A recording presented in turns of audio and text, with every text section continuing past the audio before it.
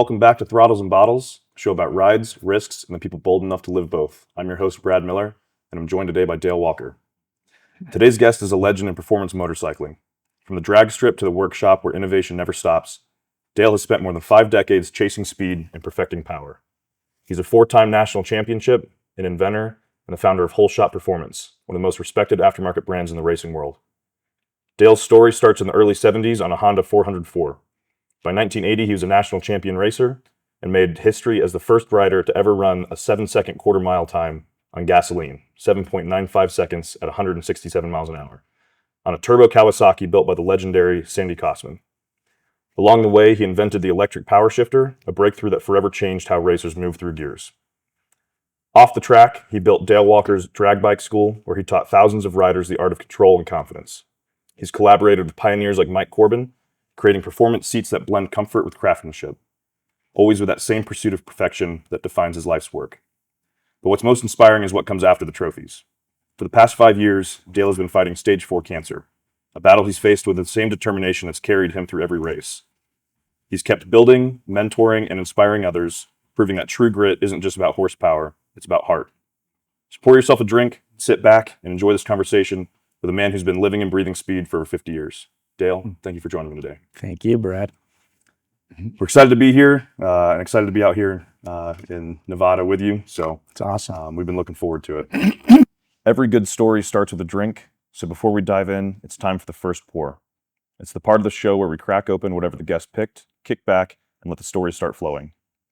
We're kicking this episode off with a special pour from our friends at Angel's Envy, who sponsored today's episode. They graciously sent over a couple bottles for us, including their brand new Triple Oak release.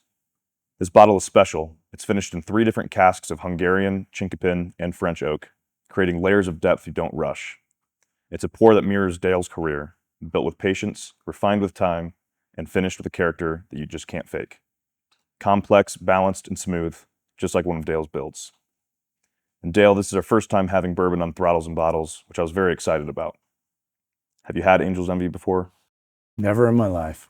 I've had it only once or twice, and I've never had the Triple Oak, which I'm excited about. So cheers, the first pour. I'm excited to be here with you. Cheers, brother. And smooth.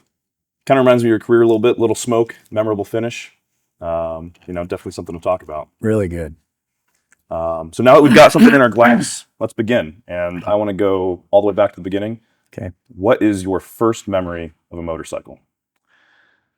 That would be probably when I was about 7 years old. And my mom and dad, we lived in a little house next to a railroad track. And my dad had a Honda Trail 55.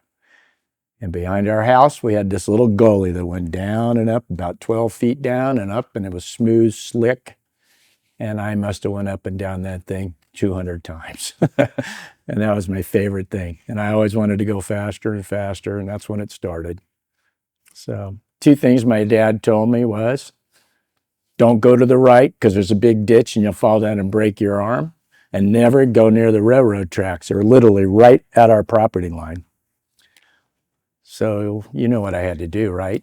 So Both of those things. yeah, both of those things. So I had a little contest. I had a kid, a neighbor kid. I think his name was Darren. And we would get paid 5 or 10 cents to sweep the leaves when we were 8 years old or 6 years old. And so we got paid in pennies. So I just go out there about dusk without my mom seeing and put a penny on the track. And we would bet who could get the penny squished to the biggest diameter. And of course I had to win. So I experimented without him around and found that sweet spot of the crown of the track and got the penny out to about, I don't know, not as big as a silver dollar or 50-cent piece, but anyway, I always won. Yeah. I like that. Winning was in you from the very beginning. So before Whole Shot and before all the records, what first drew you to motorcycles? I know your dad had that one, but what kind of drew you in? My dad raced dirt bikes. He rode dirt bikes. He was in the Santa Cruz, the Ridge Runners. They still have a club today. And it was just awesome. I was a little kid. They used to go to Pinoche to the hill climbs out of Hollister, Gilroy, I guess, and all that stuff. And then up in the Santa Cruz Mountains, up in there, they'd ride a lot. And then De La Vega Park, where there was, matter of fact, last weekend they had a reunion with Roger DeCoster there and everything. De La Vega Park had a GP there, a motocross with DeCoster and Joe Robert and some locals like Bobby Grossi racing CZs and Huskies. And I was just a little kid, but going with my dad. My dad rode BSAs and all the stuff. They'd take the street bike back then and strip them down, and put knobbies. And there was real trick singles like the matchless, stuff like that too. But that's where I got it from. And then as I got older, I started, believe it or not, I had a CB92 Honda Bentley. I had two of them my dad had, and that was a little Cafe 125 that, if you ever get to see it, check out Motorcycle Mary. She's awesome. She was a racer, and that's the bike she raced. It was a little 125cc twin 360-degree crank, and they'd rev to about 11,000 RPM. And my dad stripped one down, put knobbies on it. That was my first dirt bike. After that, it was a CB 100 street bike that I stripped down and put knobbies on and put a 21-inch front wheel on. And then finally, as I grew up to be a teenager, I was still living with my parents. I was like 16. I saved money. I was never a paper boy, but I cut lawns. I did all that kind of stuff that we did to make money. And then my dad helped me a little bit, on it. And I bought a brand new CR125. So I was a little skinny, strong little wiry guy. And that was my bike. Marty Smith was my hero. Bob Hanna, but Marty Smith because he rode a Honda, right? And so, so I went riding a lot with my friends that were, some of them were champion like Billy Grossi and Charlie Halcomb, and quite a few friends that were experts and fast guys, and we'd ride together. So that was it. We went to Clear Creek a lot, Hollister Hills, of course, because I lived in Santa Cruz. Grew up in Santa Cruz, so I was in Santa Cruz for 56 years of my life. But that was my dirt bike stuff. I had a lot of different bikes. I had Montesas, I had Rickmans with the Montesa motors in. Never had a CZ, but I had a CR250 that we used to change the rake and lay down the shocks in those days and all that stuff. But had a lot of fun. Sounds like it. Yeah, a lot of different bikes. You started racing back in the early 1970s on a Honda 404. And quickly made a name for yourself. And by the mid-70s, you were already racing at Fremont Raceway. That's right. What was the racing scene like back then? Was it small local events, already competitive? It sounds like Santa Cruz and surrounding areas had a lot of talent that was kind of coming out of the hills. And absolutely, yeah. Santa Cruz had motocrossers, road racers, dirt track car racers, all fast guys. And I was the one drag racer guy. But I want to back up a little bit because I don't want to miss my dad. So my dad, Raymond, was an unbelievable guy. He was all natural, self-taught. But he raced cars, Model A's, all the stuff you probably wouldn't talk about. But I got it from him.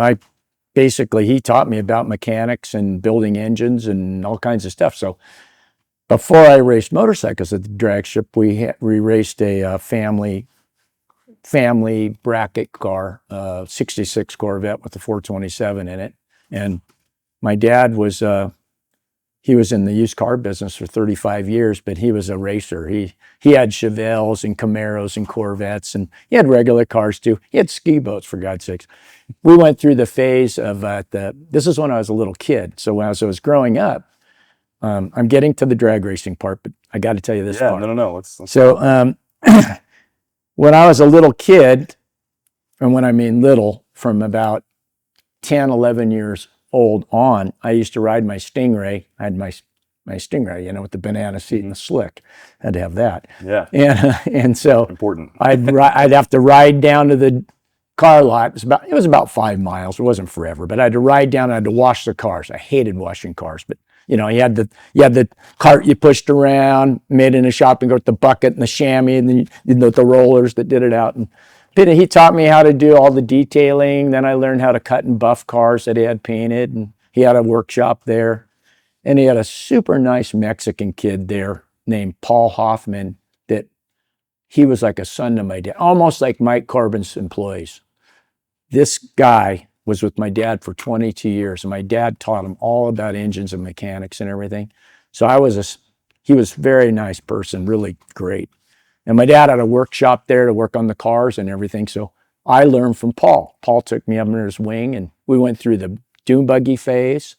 When the Myers Manx came out, my dad said, hey, let's build dune buggies. And so he extended the shop. All of a sudden, here the truck would come with rollover Volkswagens on it, okay? Yeah.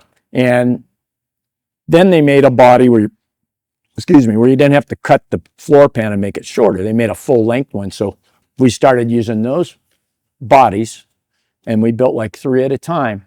But I was a little skinny, little wiry kid, and no one else would do the job. My dad made a template for the whole dash, and I was the one with the hole saw that would draw all the holes in the gauges. I was 12 years old. I would draw all the holes in the gauges, mount the gauges, and lay underneath fiberglass all in my arms. I wore a little mask sometimes. And I'd wire all the gauges and everything. And so I grew up with my dad. And then my dad raced. He was a big block Chevy guy. We had small blocks too, but later we bought a gas station down the street, and it was a Gulf station and at Avis Rent-A-Car. And so I worked at the Gulf station, and that was like a dream because we had 2 bitchin' lifts and everything. And we had our race car there instead of our garage at home. Yeah.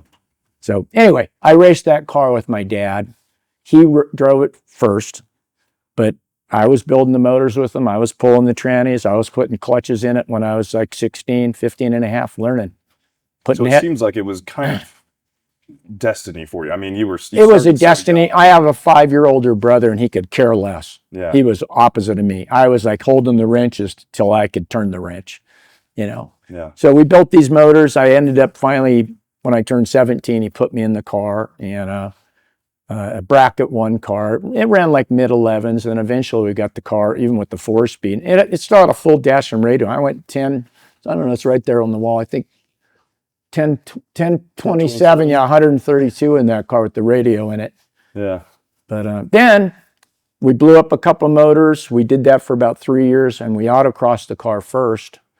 And then he quit. He goes, okay, I'm done for now. And so I was hooked. Okay. It's too late for you. Yeah, it's too late. So I bought a little Honda 404. That's before I worked at Coast Honda. That's the next chapter. And I started taking my Honda 404. It ran like a 1420s. I didn't care. I just wanted to go down the track. Yeah. And that's what started it all, you know. So who were some of the racers or builders? Obviously, you said your father, but people that influenced you early on. Okay. Well, obviously, RC Engineering was the beginning. Russ Collins Sr. I'm very good friends with from Facebook with Russ Collins Jr. now. As a matter of fact, on the wall over there, Chaz would take some videos. I got his 1080 Cobra motor on the wall. I used to drool about one of those, but yeah. that was above my pay rate being 18 years old. I saw a photo and it said Russ Collins, the legend, over there. Yeah, he was. He was a guy that I just admired so much. He was the one that started. Once the 750 Honda came out, he was the man. Yeah. You know, so that was good. And then, you know, there was some local racers that were really fast that rode at Fremont and so on. And I just had that natural throttle and clutch hand I could get on any production bike and seemed to go fast, and I got better and I learned more, and then it just went on and on. But yeah, I was one of the guys, you know, at Fremont that, you know, probably helped the sport grow, I think, you know, in my small way. But yeah, I went and had a bunch of production records at that time. I set records and started going to some national races. And then there was Vic Force. He was the national champion for several years. He was an old guy, you know, he was like 40, you know. And so, yeah, my first national event was at Fremont on my 404. I had 2 bikes. I had my 404 I set a record on, and then my Honda 750 was a brand new 76 model. And that's when I started working at Coast Honda. Okay, but the first race at Fremont, I got to the final with Vic Force. There was about 15 guys in production class, and he beat me in the final. Okay, he was smart. I didn't learn these tricks yet. We were racing off the national index, so he would set the record. At the time, he had a 500 Suzuki twin called the Titan, two-stroke twin, and he was good on it. It ran like low 13s or something, high 12s, very low 13s. But he set his national record soft, about a half a tenth or a tenth, because in the final, you could run under that record. It was index racing off the record. Your handicap time was your record, okay? That's how they did it then. It wasn't like you could pick your dial in. So I set the record that weekend on my 750 Honda, but that was the quickest I could go because I wanted to set a record. Well, he was smart. He already raced for years. He set his record a little soft because in the final, you could go under the record time. So he nipped me and beat me by about a half a bike at Fremont. That's my first time I ever raced. And I was like, oh, wow, I made it to the final, you know? Yeah. I had my Coast Honda leathers and stuff. And anyway, so then 2 weeks later, I think it was 2 or 3 weeks later, there was the Irwindale race. I think it was called AMDRA, Ray Strawn, I think was his name, that ran it. But anyway, I brought both bikes there and I set records there, but I set the stock record on my 400 and I made the record about 800ths slower than I could go at Fremont. So then I decided on Sunday in the finals, you know what? I'm going to reverse it on Vic and I'm going to race my 400. So he's got to wait for me. I got the head start. And then in the final, you could go under your record. So in the final, I cut a good light. He didn't catch me, and I beat him about a half a bike. And he even wrote an article on Sports and Racers, and there's this kid, Dale Walker, in Santa Cruz, his first time. And he got runner-up, and then he beat me in the final at Irwindale, and that was like something for me because he was one of my heroes. Yeah. How'd that feel to be beaten by your hero and then... Oh, it's freaking awesome. I got Chaz to take a picture. I've got it standing next to him while I'm holding 2 plaques, and he's holding 1. It was fucking awesome. Yeah. It was cool. So by 76, you were setting national records with 2 national wins, 2 national runner-ups, speed records and all that. Yeah. You started working at Coast Honda. Did you realize at that point that this was going to be your life's work, that racing was kind of your future? Or did you see it more as like a passion thing and Coast Honda was more of like your work that you were doing? Well, Coast Honda, the owner of Coast Honda was the first owner that built the company. It was a brand new shop in Santa Cruz, right on River Street, as you come down the highway before you get to town, right on the corner. And the owner, Pat Plummer, was just a super nice guy. He was a friend of my dad's. He was in the car business. He was the manager of Marty Franich Ford or whatever it was over in Watsonville. And he knew my dad. He was friends with my dad from the car business. And so I rode in there a couple times. I had one of my second street bikes ever was a R5, like an RD 350 and R5 that I made my own chambers with in metal shop. And I rode in there and my bike was cleaner than most of the guys and mechanics working there. And finally the service manager, Jack, asked me, hey, you want to work here? And so my whole life I worked for my dad, or one other speed shop. I swept the floors, automotive speed shop when I was about 14. Yeah. But anyway, so finally I got a job at Coast Honda and it was cool. I was working on bikes, man. It was awesome. But and that was like your first real job, like working like on real bikes and... Yeah, and also working for another company. Yeah. I worked for my dad for many years, but he made me work. Trust me. He was a perfectionist. Dale? Well, what I did before that is I did a spin-off once I knew mechanics from my dad, and I detailed cars in my parents' driveway. And then other guys on Ocean Street, my dad he had 2 other friends that had car lots, and I became such a good mechanic at like 15, 16. Hey, Dale, you want to pull the heads off this Mustang for me? It needs a valve job. Okay. I had my license or my permit. I'd drive it to my parents' house for 3 days, and I'd pull the heads off or put a clutch in it, and I'd take the heads down to the machine shop, and I did stuff like that all on my own for cash, right? Yeah. But then Coast Honda was my first real job, and it grew from there. Jack Hassler was the service manager. He was probably in his mid-40s, and he was a pretty darn nice guy. He had an attitude sometimes too. He'd get pissed off, but you know, that's life. But he was a good teacher, and he taught me how to sleeve cylinders, bore cylinders. We had a quick way boring bar there, and I could pull a Honda 550 motor apart, and he made it real fun. Powerall was the people back there, and Tucker Rocky made some kits for the Hondas, and I probably built 25 750 Hondas, 836 cc motors there at the shop, even working as a mechanic. But a couple years later, he left the company, and I instantly became the service manager, which I really didn't want to do, but it was okay. They let me, but the shop wasn't making money, and all of a sudden they were making money. So I got rid of the people that weren't doing a good job, and I scouted out and found a couple guys I really liked. One's a super good friend of mine today, Mikey Brummett. Hi. Hey, Mikey. Yeah, I got a little emotional.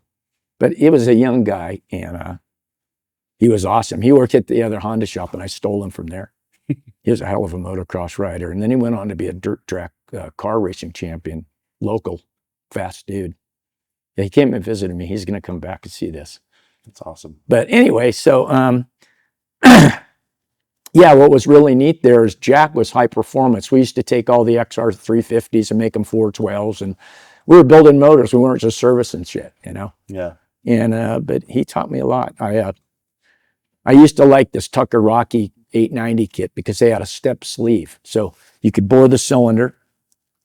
I'd set it all up. We had V blocks and a press, and I'd set the cylinder in there, and then we had a big torch with the rosebud on it where the flame would get about that long, and I could get the flame just right, and you just go around that cylinder, you just start seeing the aluminum starting to glow. But I knew that point, man. You didn't want to go too much, so the fins are going to pull, you know. But you could tell it'd start to glow a little bit, and all of a sudden, ting, when it'd fall, it'd be upside down. When it'd fall on the floor. Yeah. Ting, ting, they'd all fall on the floor, right? So then we'd let it cool down all night. Then we'd take it to the boring bar, and then we'd bore that cylinder out to, fit the new sleeves.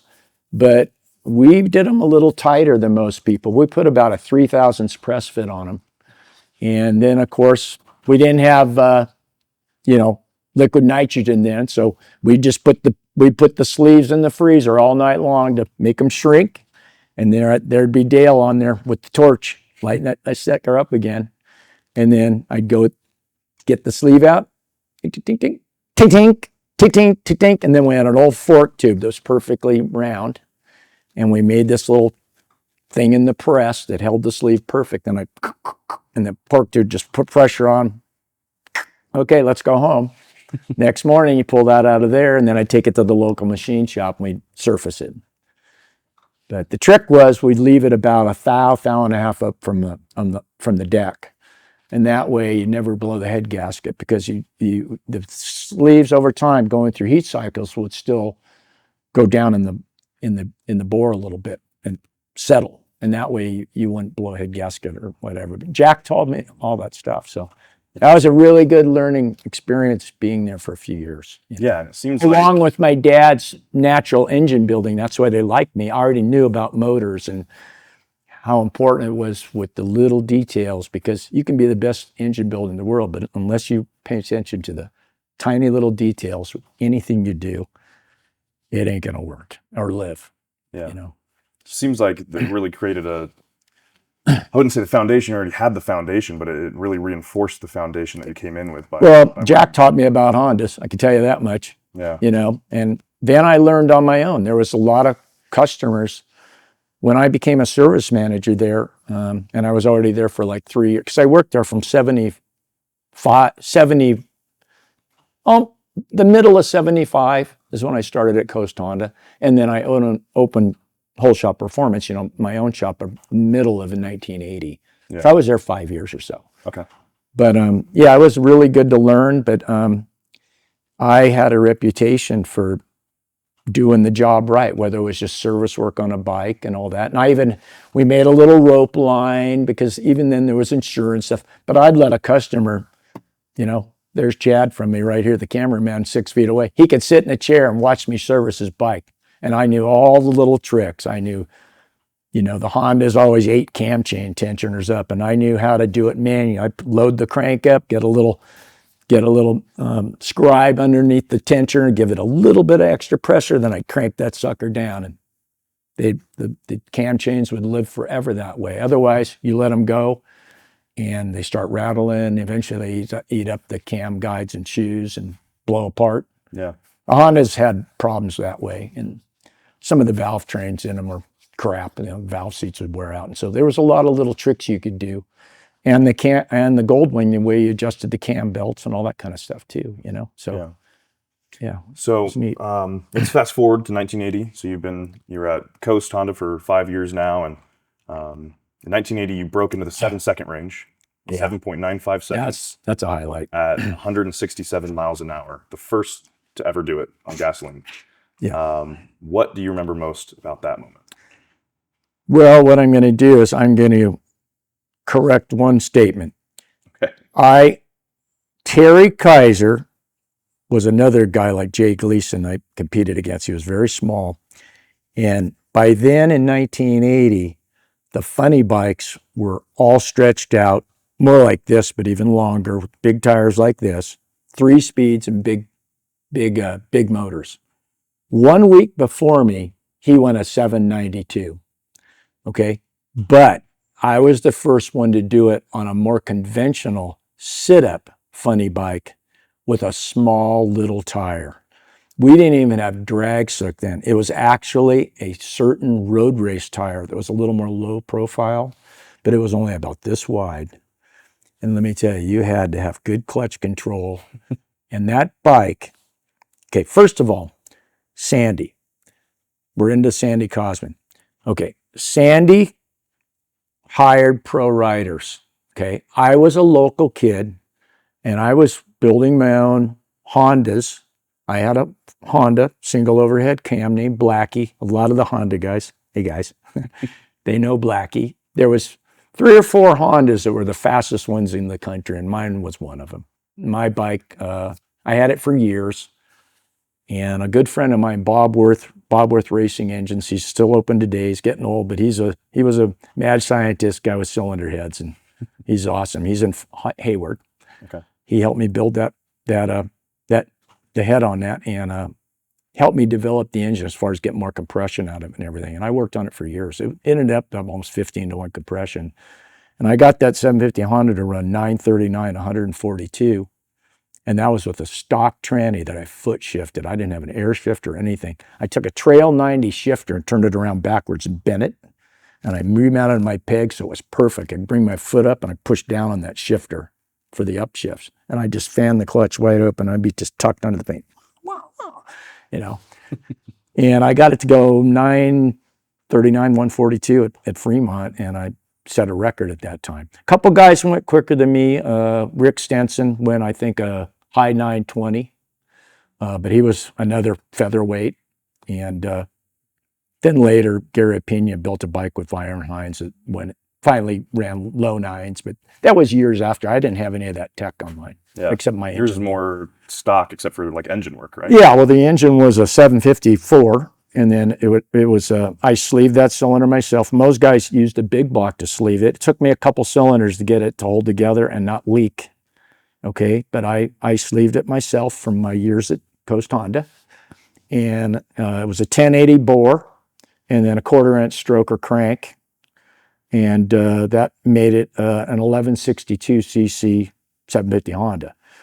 And then I used RC Engineering, Russ Collins aluminum I-beam golden rods, they called them. They're super light. And then there was a guy I met that did car crankshafts in San Jose, Sammy Hale Cranks.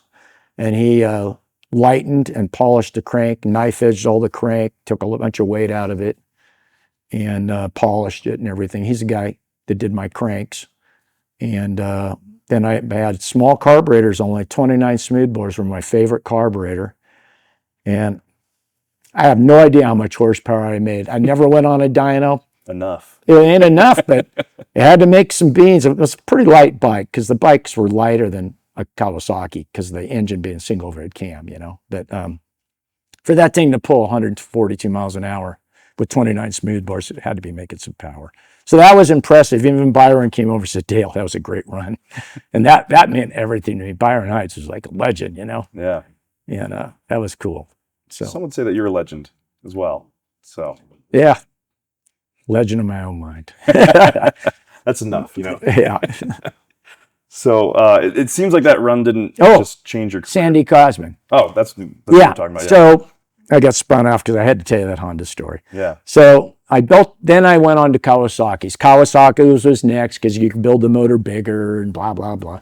Anyway, so I went on to Kawasaki's and had my own bike. It was just like an Alter or whatever it was. And it ran I got it down to like 930s or something like that. I think I was running like about 143 or 4 or something. Anyway, excuse me, Sandy apparently was keeping an eye on me, and he knew that I could get on any production bike and go fast, And then I was jumping on other guys' bikes that were fast bikes. They'd ask me to make a run on it, and that's, I'd go fast. So Sandy had riders. He had 3 guys that I knew of. Well, he probably had 4 guys. He had Jay Gleason, Pee Wee Gleason, that rode some of his fast turbo bikes he was building. He had Mike Brusso, another really fast guy from back east. He was a street racer, very cagey guy. Couldn't really trust his word or what he did, but he was a freaking good rider. And another small guy. That guy can ride. Yeah. And Bob Malloy, he's a guy today, my age, that still races in Top Fuel against Larry McBride.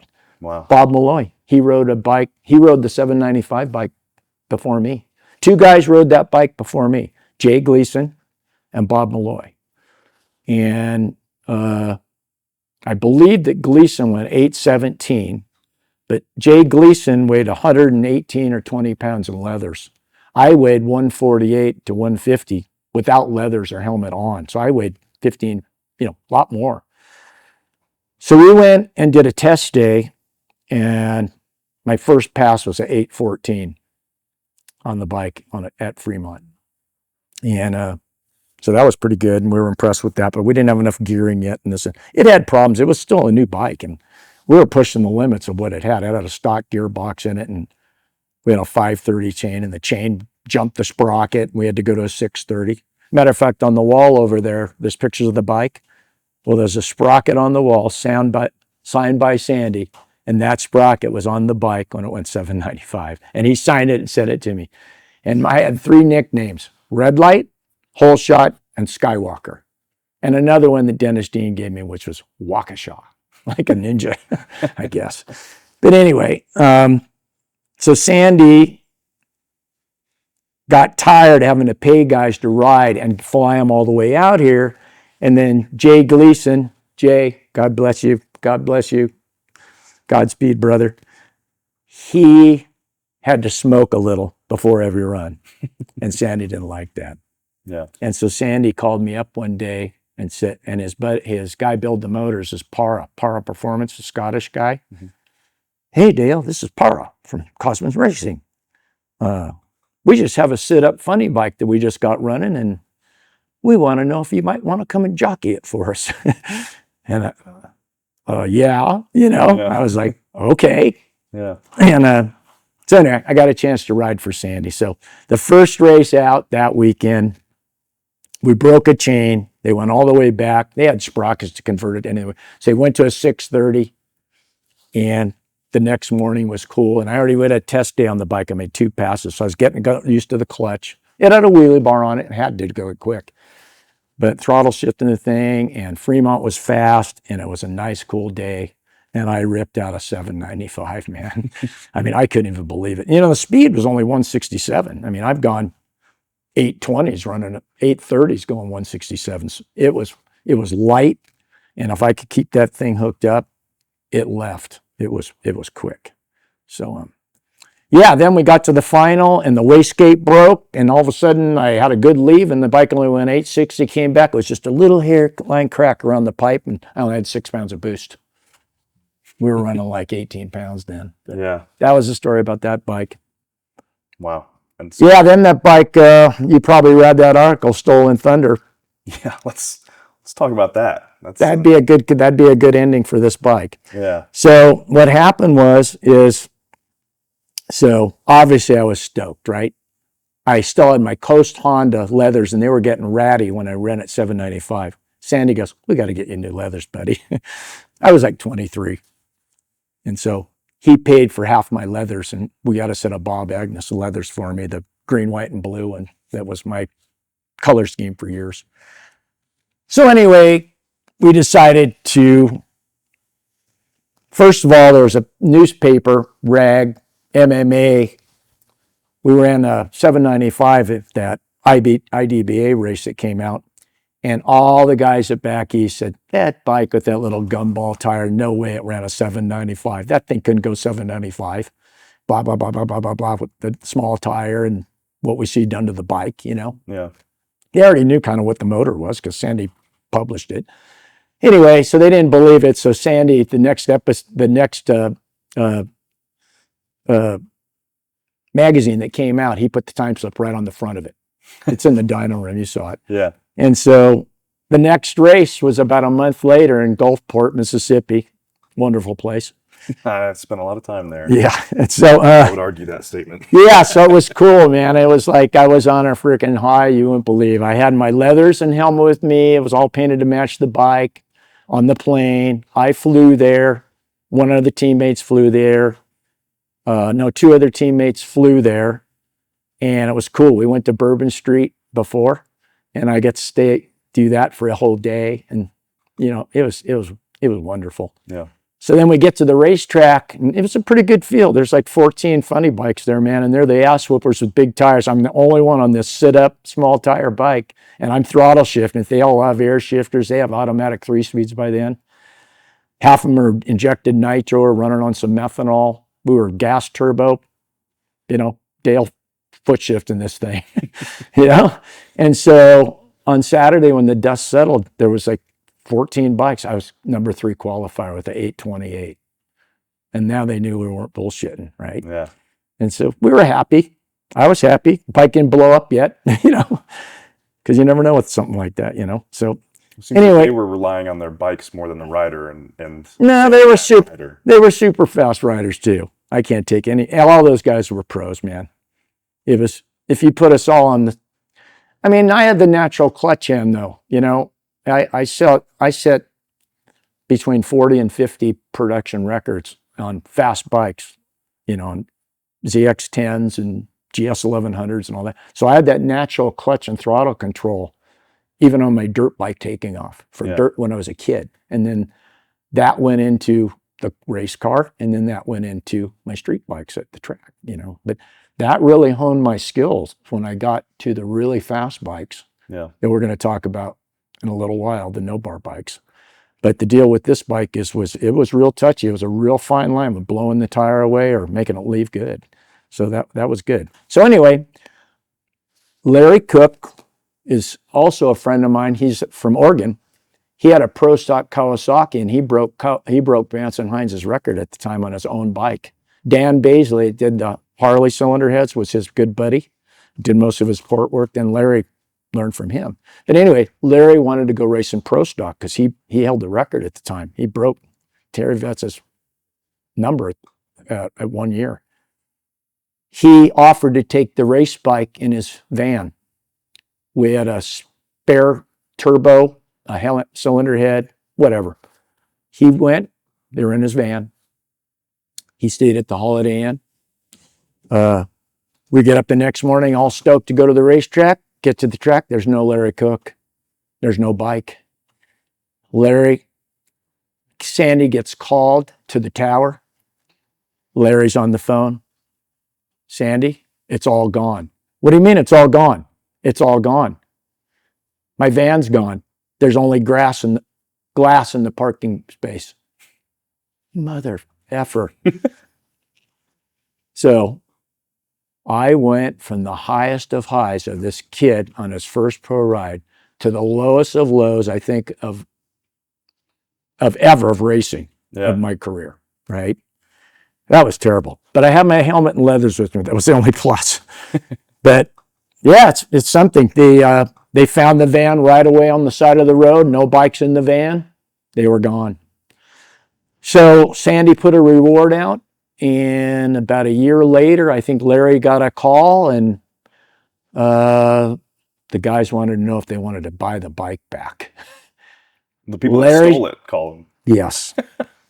Unbelievable. I guess they didn't have caller Talk ID. about stupid. Yeah. So anyway, I don't know every detail, but the FBI was all involved.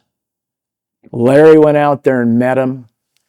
It was in the middle of Georgia or somewhere. I don't even know the state for sure. I'm pretty sure it was Georgia. And they did a sting, and they swooped in, and they had about 30 or 40 stolen bikes in a barn. Wow. All race bikes or? Mostly race bikes. They were going around to racetracks and stealing trailers or cars like this, vans at the motel. Wow. Okay. And so they got caught. About 8 of them went to prison. And Larry got his bike back destroyed because they were street racing Larry's bike. They could still kickstart it. Wow. And they were street racing his bike in Chicago and stuff. Guy's name was Big Willie, I think, or something. The typical. I don't know if it's true, but that was the rumor. Anyway, about 5 or 6 or 8 of them went to prison. I don't know how long. Yeah. And we got Sandy's bike back.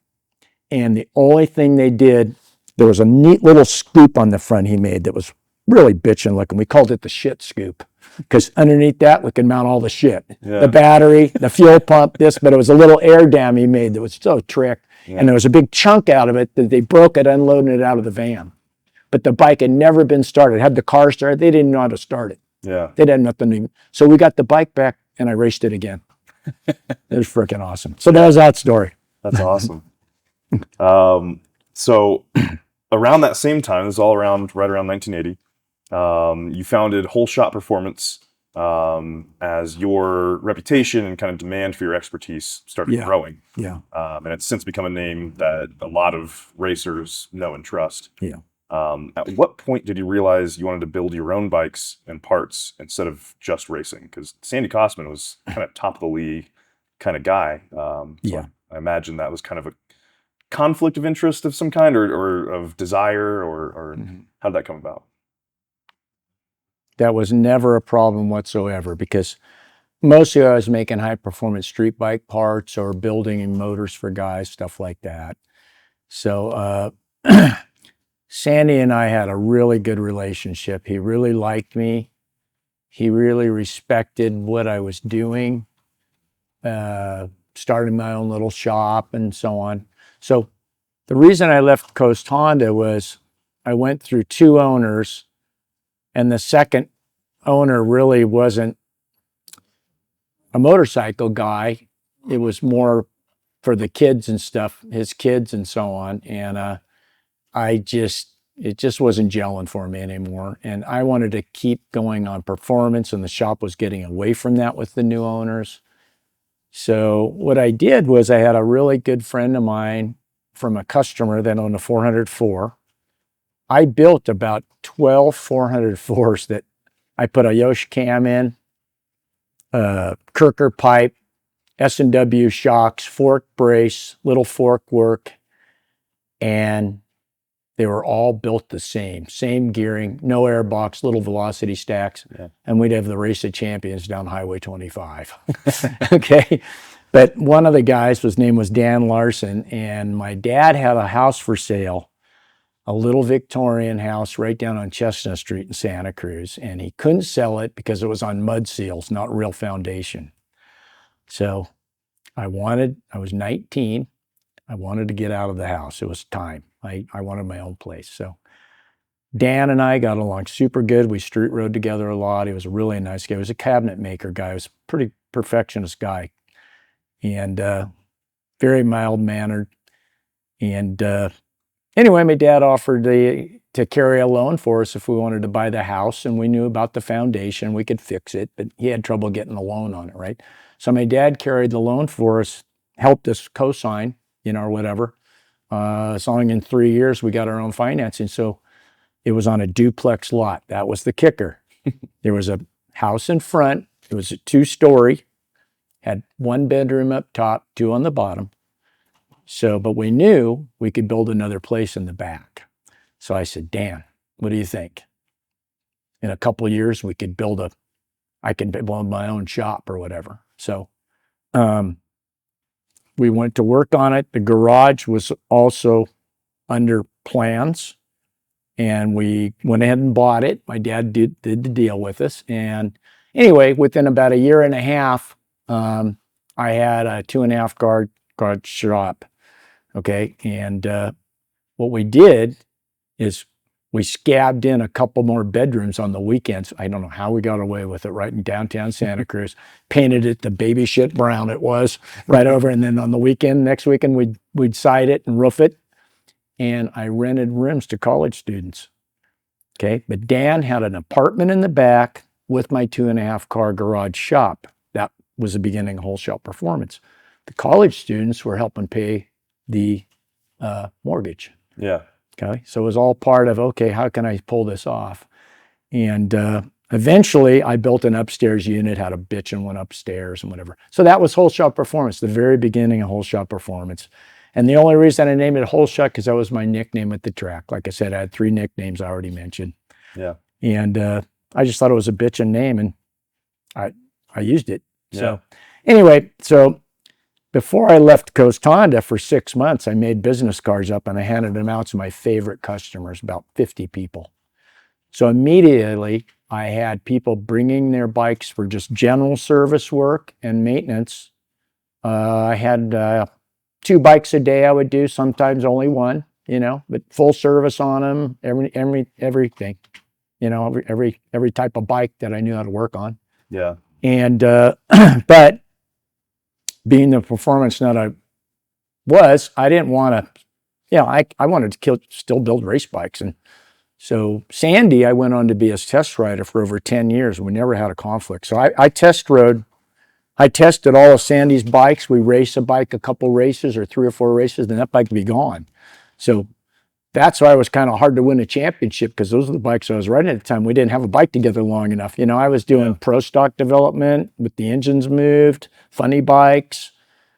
George Bice was super fast back east with Star Racing on his turbo funny bikes. Well, I rode the first chassis with the engine tipped forward in the frame and all that stuff. So that was my deal with Sandy. And I even went there a lot of times because he knew I was good with turbos by then. I built I'd say probably around 35 or 40 turbo bikes at my shop, customers' bikes. I have about 5 or 6 of my own that I built. Wow. And so I'd go to the Sandy Cosman shop in San Francisco, it was an hour and a half, and he'd buy me lunch, and I was still I didn't care. It was cool. I got to ride the bike, but I finished the bike. I wired the bike, helped put the motor together. So it was a win-win for Sandy, and I loved it. I'm bitching shit I got to ride. Yeah. So that was Sandy's deal. So back to my garage shop, what I also did there is I built engines, but they were street motors. They were mild motors that would live. So I had a little place. I had about a 25-foot bench. Under the bench, I had cubby holes, enough to fit a motor and parts. Okay. And I had a little space I kicked out. So I had the little roller hand carts. So the engine parts, when a part would go on the hand cart, the motor would go under the cubby. So I usually had 3 to 4 engines there all the time. And I had a lot of Honda 750s. I had Kawasaki's, KZs, and KZ 650 was another bitchin' motor. You could make them 738s. But what I did, Brad, was I'd go, okay, first of all, you hot rod out of my street, you're never coming to my shop again, because I live right downtown, and I was getting away with this under the radar. Yeah. I could never do what I was doing there legally. Yeah. Okay. You had to be in the county. So a couple guys did that, and I never let them in my shop again. So they learned, and the word spread. But anyway, I would go, okay, bring me your bike. Let's talk over a plan. I'd make them a plan. We want to use these cams. We want to use this set of carburetors or this jet kit. We want to put this ignition on it. We want the thing to live. I can do a little touch up on the head. I can do a good valve job. But what you're going to do is you're going to take your bike to the car wash. You're going to pressure wash the whole bike. You're going to take the engine out. You're going to clean the engine till you can eat off the engine yourself at home. And you're going to bring me the motor. So they'd bring me the engine. I'd pull it all apart. I'd order all the parts. I'd build the motor. I go, okay, you come and pick up the motor. You put it back in the bike. Their bike's already clean. They'd bolt it all together, bring me back the bike. I said, I might have the bike 30 days. That's okay, Dale. That's okay. Okay. I'd go over all their work, make sure everything was bolted together right. I would get the bike running. I would go break in the motor. I'd let it get a couple cool downs. I'd retorque the head. I'd make sure everything's perfect, running perfect, timing perfect, hand on the bike. Not one of them ever blew up. The second they touched it, it exploded. Blame it on you, right? Yeah. That's the tough thing about an engine builder. Yeah. You know, there's a lot of hacks out there, and then they blow shit up. So that was that part of it. You weren't just building; you were also inventing. Yeah. And that's kind of how Whole Shot became a more not just national brand, but even global brand. Exactly. Yeah. What was your first Whole Shot motorcycle product? Okay. At Coast Honda, the Honda Goldwing, we sold tons of those. And Craig Vetter, you know, I must have installed, hey, Craig, if you watch this, I must have installed over 200 windjammers at Coast Honda. Yeah. His windjammer fairings on GL 1000s, you know, the first 1000s. So I liked the GL 1000, so I bought one from a customer of mine that had 2,300 miles on it. It was the naked, pretty blue one, GL, like a 1975, I think. Yeah, 75 or 6. But the problem with those motors is it was more of a hot rod motor. They had too big of camshafts in it. They had too big of carburetors. And they had a bad hesitation off idle. They were lean as hell to meet the California emissions, even in 75. And I had so many people, we had a little dip at Coast Honda and a little uphill where you had to drive off from, and they would hesitate right off the bottom. I even warned them, be careful taking off. And it'd go, and they'd be making the turn, slow down, fall over, brand new bike. And so what I did at Coast Honda is I put an electronic ignition on them so I could bump the timing up, got rid of the points. And I take the carburetors apart, go one up on the pilot jet and one shim under the needle clip, and they ran smooth as glass. Took care of that, and nobody crashed anymore. But what would happen on the GL 1000 is they had an aluminum slide just like any bike, but the coating on the slide was shit. And the top of the diaphragm was also aluminum with a coating, not a rubber diaphragm you could replace. So after only about 25,000 miles, those would start to get scored up. And they would wear the inside of the carburetor bore. And so after a while, they wouldn't run right. They would hesitate. You couldn't sync the carbs with the dam anymore, so the idle was clunky. And so I bought this bike from a customer. It had 2,200 miles on it. It was gorgeous, and it was a stock bike. And I said, I'm going to try to make a carburetor kit because it got worse and worse. Guys were bringing them their bikes. I couldn't make them run good anymore. I go, you know what? I already used this carburetor for years on our dune buggies at my dad's car lot, right? Mm-hmm. So there was 2 carburetors I had to choose from. A Holly Weber. They copied Weber. They just turned it around the other way with the throttle plate on the other side. Or the original Weber. Progressive 2-barrel, all mechanical secondary. I think it was a 32-36 or 34-36 primary, then the secondary, you know. So anyway, I designed my own little intake manifold. A good buddy of mine at work at Denko, that was another race shop across from the drag ship, Denko Performance. They were competing with Vance and Hines at the time, Dennis Dean. Well, his friend of mine, Elvin Govia, worked there, and he was a hell of a fabricator. And him and I actually went to Bonneville together, too. I raced at Bonneville, too, a couple of times. Anyway, so he fabricated the manifolds for me. I didn't know my brother-in-law Paul yet. This was in the 80s. Well, I knew of him, but I'd never, didn't hook up with him yet.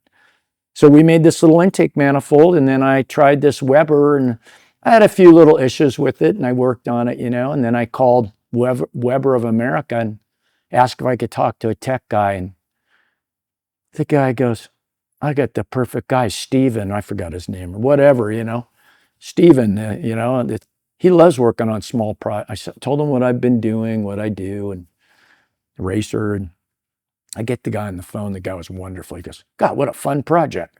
A friend of mine's got a Goldwing. I go, yeah, it needs this carburetor. So I had a couple of hesitations. Oh, you got to change the emulsion tube. So he ended up sending me a whole bunch of parts, sent me the whole Weber manual, like a shop would use, how to tune a Weber, that particular carburetor. I worked on it about 1.5 years. And with the guys' help, and I made it run flawless. And then there was a throttle, around throttle pulley where I made sure the stock throttle cables could be used.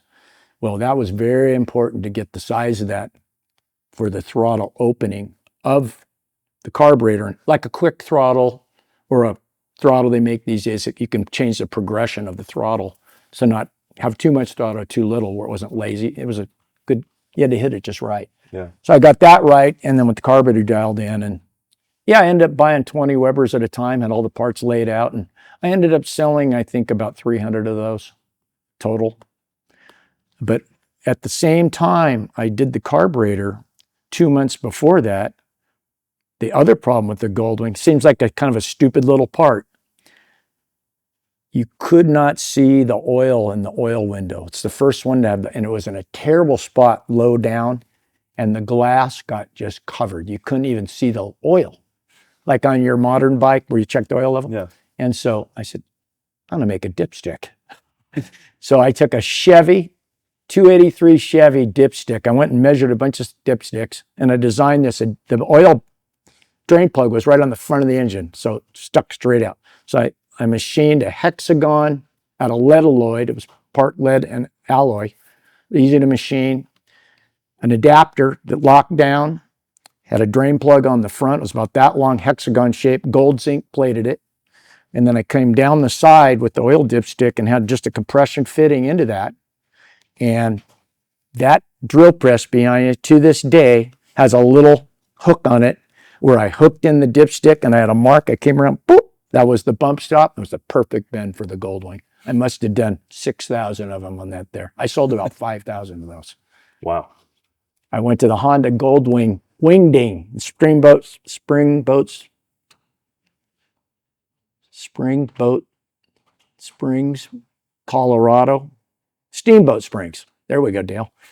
And I had my bike on display, and I installed about 80 of those in 2 days. And then the carburetors too, I couldn't do that. I was by myself with my girlfriend. I had a girlfriend at the time, had a Firebird. I didn't have a trailer then. I was in between trailers. And I made a little wheel chock on the back of a hitch she had. And I towed that sucker, put it in neutral, towed it all the way there with the wheel up in a wheel chock. And then what I did was the first time I ever spoke in front of a bunch of people. That's probably when I was, 25? And they let me use a big banquet room.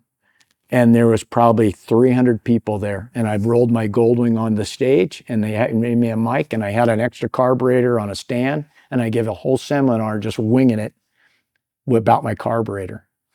And the sales after that just took off. I can imagine. So cool. A big part of this episode that we want to talk about, one of your primary whole shop products that's been in frame this whole time, people might not have realized. Right on. You pioneered the electric power shifter. A lot of people don't understand that is now stock. And some of these bikes that are behind you right now, like the Ninja H2 over there, the Honda. Yep. That electronic power shifters are now standard in a lot of things. That's right. Higher performance bikes. Yeah. And you made it. You invented it. Yeah. Well, there was one guy that made one, Mike Blake. That's another thing I don't want to leave out or mislead anyone. He actually made one for an earlier Kawasaki, okay, but it was different. And I'm the one that actually made one for production and took it to the market and developed it for about 30 bikes, okay? So the first one I made, and the reason I put the parts here is I can show you these real quick, because this is definitely a biggie for me, is the little dimple plate that went on the side of a Kawasaki. This is for a KZ650 or 550. And this went on the side of the shift drum under the engine cover. And normally there's a little plastic or Bakelite plate with one slot with brass on it. And it had a screw-in like a compression switch with a little ball in the end. And when it came around in neutral, it would touch the brass, and that's what sent a ground and makes your neutral light come on. Okay. So the idea was first of all, in those days, we did not have rev limiters. There was no rev limiter yet. Dyna didn't exist. They were just making ignitions, but no rev limiters. So if you missed a shift with big camshafts, you bend all the valves. It over rev. You couldn't let off big enough, quick enough. Yeah. So with this dimple, it would go in here, and then the little round ball would not be touching. There'd be an air gap in the dimple. And so what I did is I went to a gasket company, and they made me these nice plastic shims, 5, 10, 15, 20 to 25 thousandths thick little shims. So you would shim that. And when it was in gear, every Kawasaki and almost every motor back then, each gear was 60 degrees apart. Excuse me. So it had an air gap where it didn't touch the radius of that ball mill. Okay.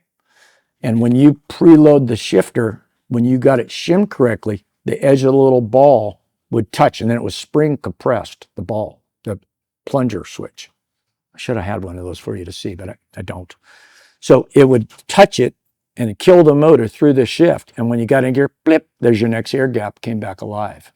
So just kill it. You didn't have to have an adjustable kill box or anything. It still shifted relatively quick. Air shifters are coming out, but a lot of guys will run my part on the shift drum to kill it with the air shifter to shift it. So what that did, Brad, was it killed the motor. It let it get fully in gear, so you didn't beat up the shift dogs. It get full contact, not just part of it, and it wouldn't miss shifts. And if it ever did come out of gear, it'd be between a gear, and it'd shut the motor off so you didn't over rev it. You wouldn't bend the valves. So that was a breakthrough, and that sucker worked good. Really worked great. What I did, also, I started building engines for bikes, race motors, and a lot of guys were running turbocharged Kawasaki's, and a turbo bike back then, you wanted to put a load on it. So I ran 4 gears. I'd build a special 4-speed. And on the Kawasaki, for example, I would remove the Kawasaki tranny ran on bushings, bronze bushings, the gears. Not all of them, but 5th gear did. So you could remove 5th gear completely and leave the bushing in there. And 4th was spinning on the other side, the drive gear, but there was no gear for it to hook up to. So 4th didn't exist. So I would shim the gears up more, so they only had about 20 thousandths, 25,000 at the most clearance between the dogs. Okay? So that way, when you put it in gear, you'd get more shift dog contact because they weren't back cutting gears quite yet, okay, at an angle. Yeah. Okay, so what I would do is I would make,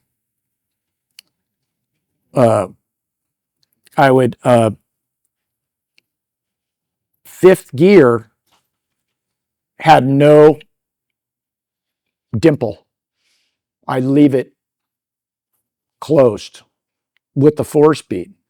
So what you would do is you'd start the bike up in your burnout, do your burnout, right, without it turned on. Then you get to the line, then you flip a switch and turn it on once it's in gear, okay?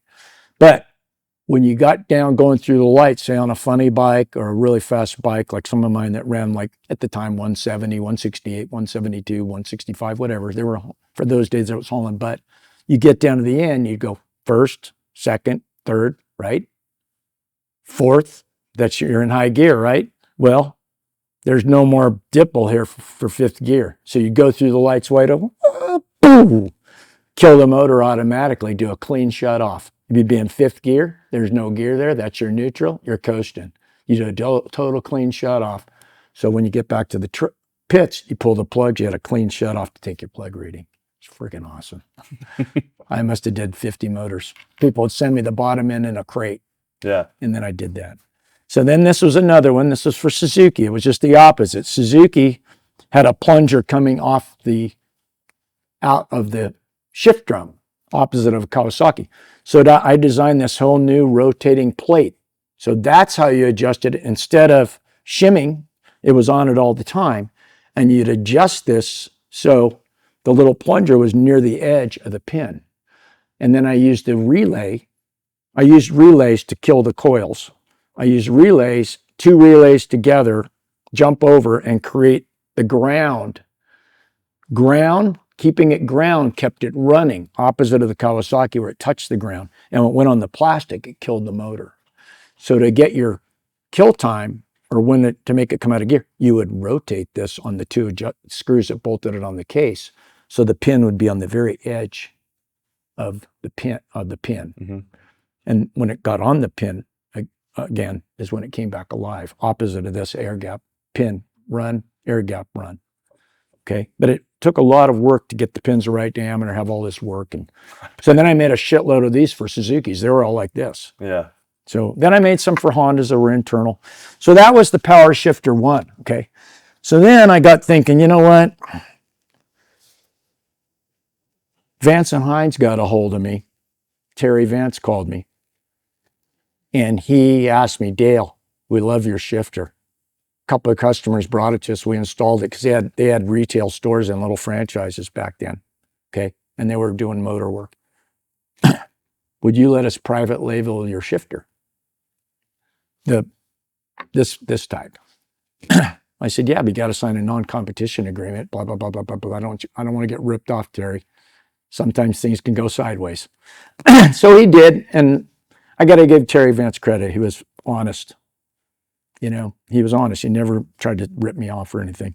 So I let the shifter 1, that's when I hired some college students that lived at my house. And a couple of them were very clean cut, responsible kids. I taught them how to build shifters. Yeah. They had these all laid out. They were soldering relays and they loved it. It was their part-time job. They didn't have to leave. They were working for me. Yeah.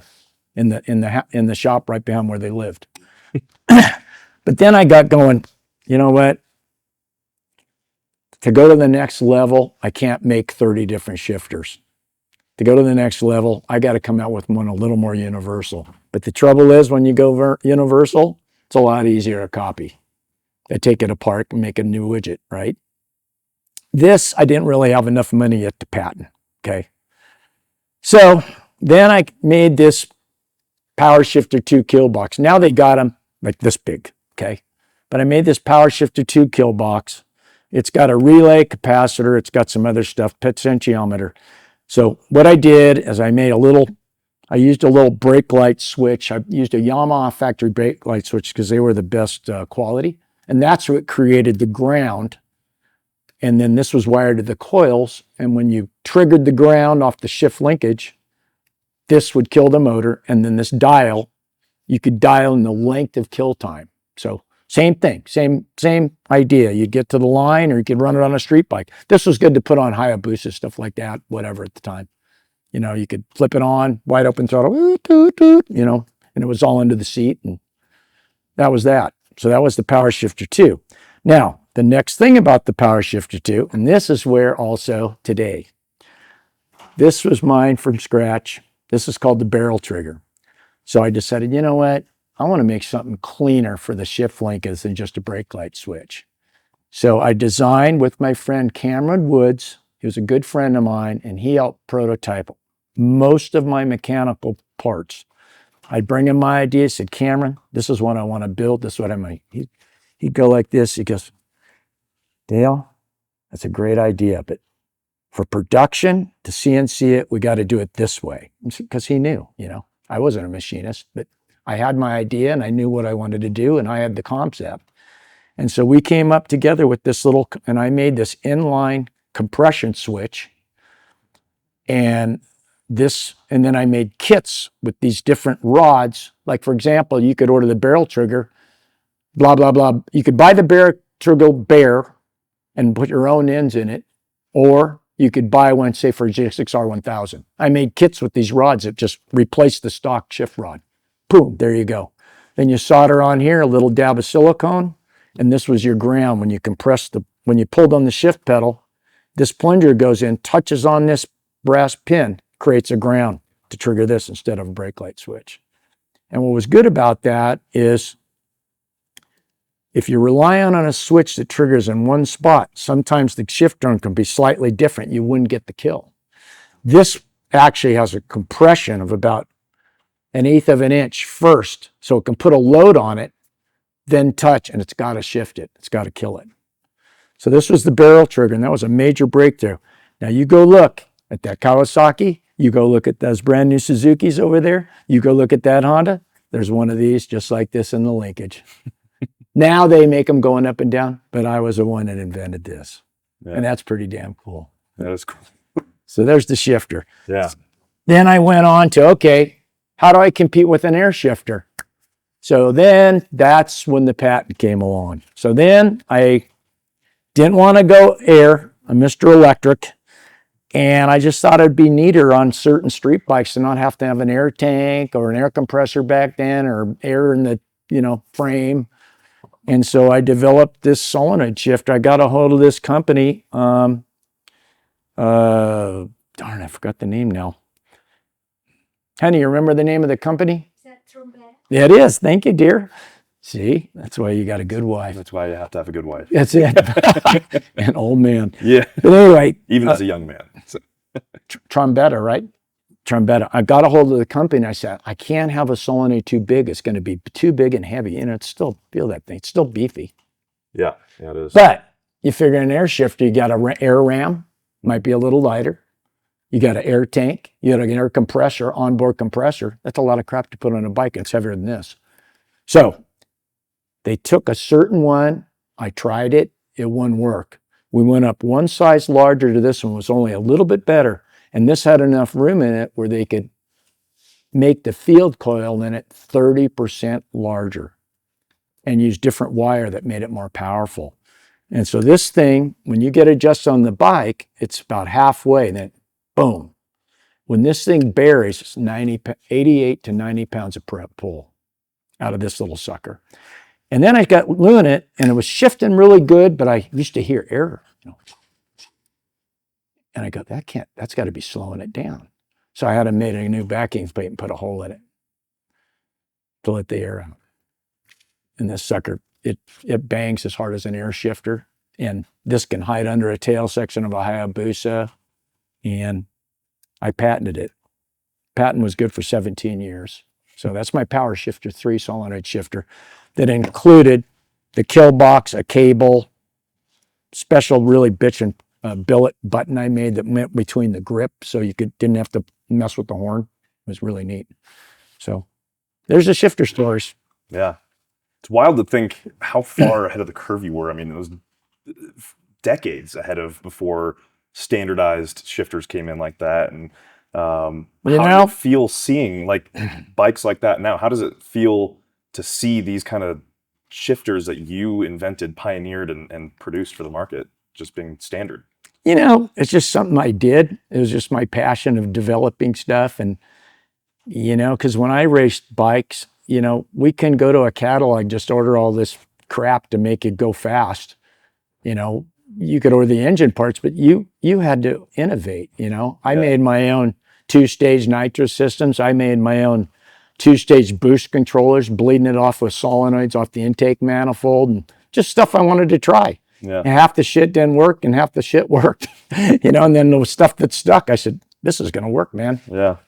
That's why, just like Mike said, you got to ride motorcycles. Yeah. So right around this time, so we're still in the early to mid 80s. Yes. You happened to meet this guy that we both know. One of my favorite guys. His name's Mike Corbin. Yep. Fantastic human. And at the time, awesome. You had built a motorcycle, a very famous bike called Old Blue. Yep. And you were going up to the Top Fuel Championship at the time. Yes. And Mike made the saddle for that bike. Yes. Well, I made the sheet metal, and then I brought the bike over. First, I laid it, I knew a upholstery lady, and she made the snap-on cover, and it was fine, but it wasn't freaking trick. I wanted something trick. So I made a whole new sheet metal bitch and pop riveted together, body for it, skeleton that was shaped exactly like I wanted, where I wanted to sit and everything. And then Mike made a separate front and rear seat that matched perfect and blah, blah, blah. See, but that was before I was really, that's when I was not building Old Blue, but I already ran it for like a year. And I wasn't I wasn't the champion yet on that bike. Well, I run funny bike with it few times. And then, yeah, that's when I met Mike. It was probably 82 when they first moved to Watsonville. And it was awesome, man. The guy's incredible. He is. Yeah, Yeah. he's like a second father figure to me. Yeah. Yeah, really is. And that's how we set this interview up. Yeah. And while filming Mike's, he talked about you a lot, and Yeah. he calls you his fast son, Yeah, he does. which is That's cool. awesome. And just a great guy. Yeah, he was a real mentor for me. You know, I used to go to his house a lot, and just always positive attitude. That's the whole thing about that guy, is Yeah. about life in general and hard work. And I think he just kind of took me under my wing because he knew about me. He didn't know everything I did. Even to this day, I didn't know you did that, you know, whatever, right? I can't tell these stories forever like this. I can't remember half of them. I've done so Yeah. much shit, I can barely remember what I did. Brad. I'm not kidding you. But anyway, he was always just real proud of me and very reinforced me. You know, he was like, Dale, you can do it. You did that. You're going to have winners. You're going to have losers. Just keep at it. You're doing great, man. You're just incredible, you know. And he was a mentor to me, man. He was awesome. Still is. Yeah. It's wonderful. He is. So let's talk about Old Blue and that Top Fuel Championship. Yeah. What was that like? Tell me about it. Okay. Old Blue started hauling ass in 84. The reason I went with the turbo is instead of like pro stock. Well, first of all, I was developing my parts, working in my little shop, building motors, and I couldn't afford to do pro stock. I didn't want to leave my shop. I was building my business. That was my main focus. But my racing name was already growing, and that's what was, you know, I had my main customer base built and a super reputation in California. People came to me for just, like I said, service work. So I had that, and I made sure it was done right and took good care of them. And most of those people are some of my best friends to this day, you know. But the racing part was just, I had to keep doing it, but I didn't want to. I had the chance of going into pro stock like an NHRA, okay? And I could have done it. I could still do it. I probably wouldn't win now. I'm not as quick as I was, you know, but I could ride the bike. I might not get there first, but I could ride the bike still. You did better than me. Yeah. But the deal is I just looked at it like, you know what? I have to completely concentrate on that. It's going to take time away from my customers and my shop, and that's number one. And so I decided to go a different route and race more locally in divisions. And if I was doing really good, maybe I'd travel further to try to win the national thing, you know. So the reason I did that too is because pro stock motors are so freaking expensive. I mean, a cylinder head, even back then, is thousands of dollars. And I bought a bike with a turbo on it. I showed you the picture earlier, my 1075 street bike that went 1018, 147 with me. And it almost killed me at Fremont. That's a story for the end. But anyway, that's where I got the turbo for Old Blue. Yeah. I put carburetors on that bike, the red bike, and I sold it. So that was my chair. And then I learned how to build Ray J turbos. They weren't that hard, but after you 3 of them. So anyway, you could build a turbo motor. I could do the heads myself with my friend Bob Worth. He was the one that would repair them for me when I blew shit up. I had like 3 heads. But anyway, what I'm saying is I already built about 35 turbo bikes by then, and I was already tuning turbo bikes, and I knew a lot about timing and compression and cam timing and what worked the best and building boost and that kind of stuff for what we had at that time. So I could do that for a lot less money, and I was already knowledgeable with it, so I decided to go turbo route. So I built a small, I didn't have the money yet to build a big block motor, and that cost a lot more. So I built a small, I sleeved my own cylinder again, because you could sleeve a stock block and make it 1200, 1197. I built a small 1197 cc motor, did the heading with my friend Bob Worth, and Jimmy Dewar was a sponsor of mine at Megacycle Cams for years. He was a really good friend of Sandy's. So he would let me run some experimental cams. So we ran some pretty damn door slammers in those turbo motors. They were pointy and short duration. They were really hard on buckets, but that thing would make boost quick, even on a smaller motor like that, you know. And so I evolved that bike for about 3 years. And finally I ran almost 11-to-1 compression and almost 30 pounds of boost. And I blew it up a few times, imagine. Detonating it and backing the timing up. But I finally found the sweet spot on the combustion chamber and the shape of the piston. I did the top of the domes myself and everything.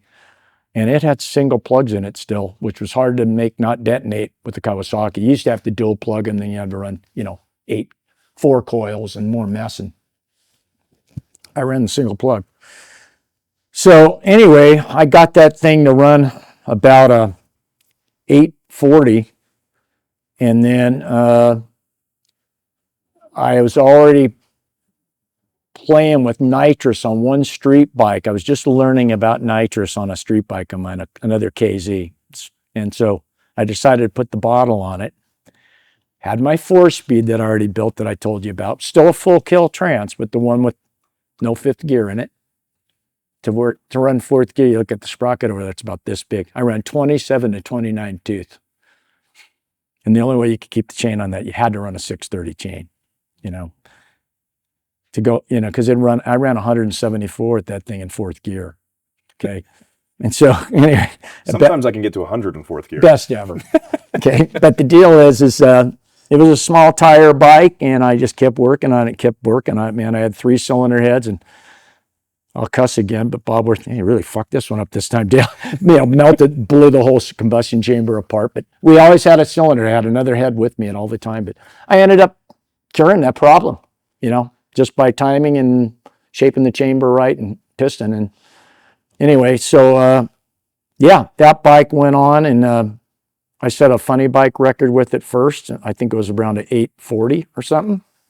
And then I put the bottle on it, but I didn't spray it because I didn't have enough traction. I still had a small tire like on Sandy's bike. By then they made a 7-inch slick, but it was the little one you still ran a tube in. Wasn't the good ones they have now, like a Mickey Thompson that's looks like this. Mm-hmm. And there still had screws in the rims, whatever. But Sandy made me a new swing arm, real nonc swing arm, and lowered the bike, lightened it up a little more. How I made the tranny live was I used a stock rear hub from a KZ1000 and I machined 1-inch holes where the rubbers were to take more weight out of it. And so I still had the rubber cushions in there. It was a little heavier, but I still had the lightweight rim. We did a double weld up then. We take a sun rim, they'd machine it. That's when Sandy started coming out with those rims. They widened the reel about, 6.25 inches when it was 7-inch tire. And anyway, so I started getting the bike dialed in. I was running consistent 820s with that thing, and nobody could believe it.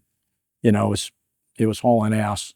Sandy's bike ran the 795, but it also broke a lot of parts, and it only did that a few times. My bike was being consistent. And back then, they weren't going as fast. You got to remember, this was 84, 85. Bikes were going 790s or maybe 750s or something like that. Elmer Tret was going faster than that, low 7s, but they blow up.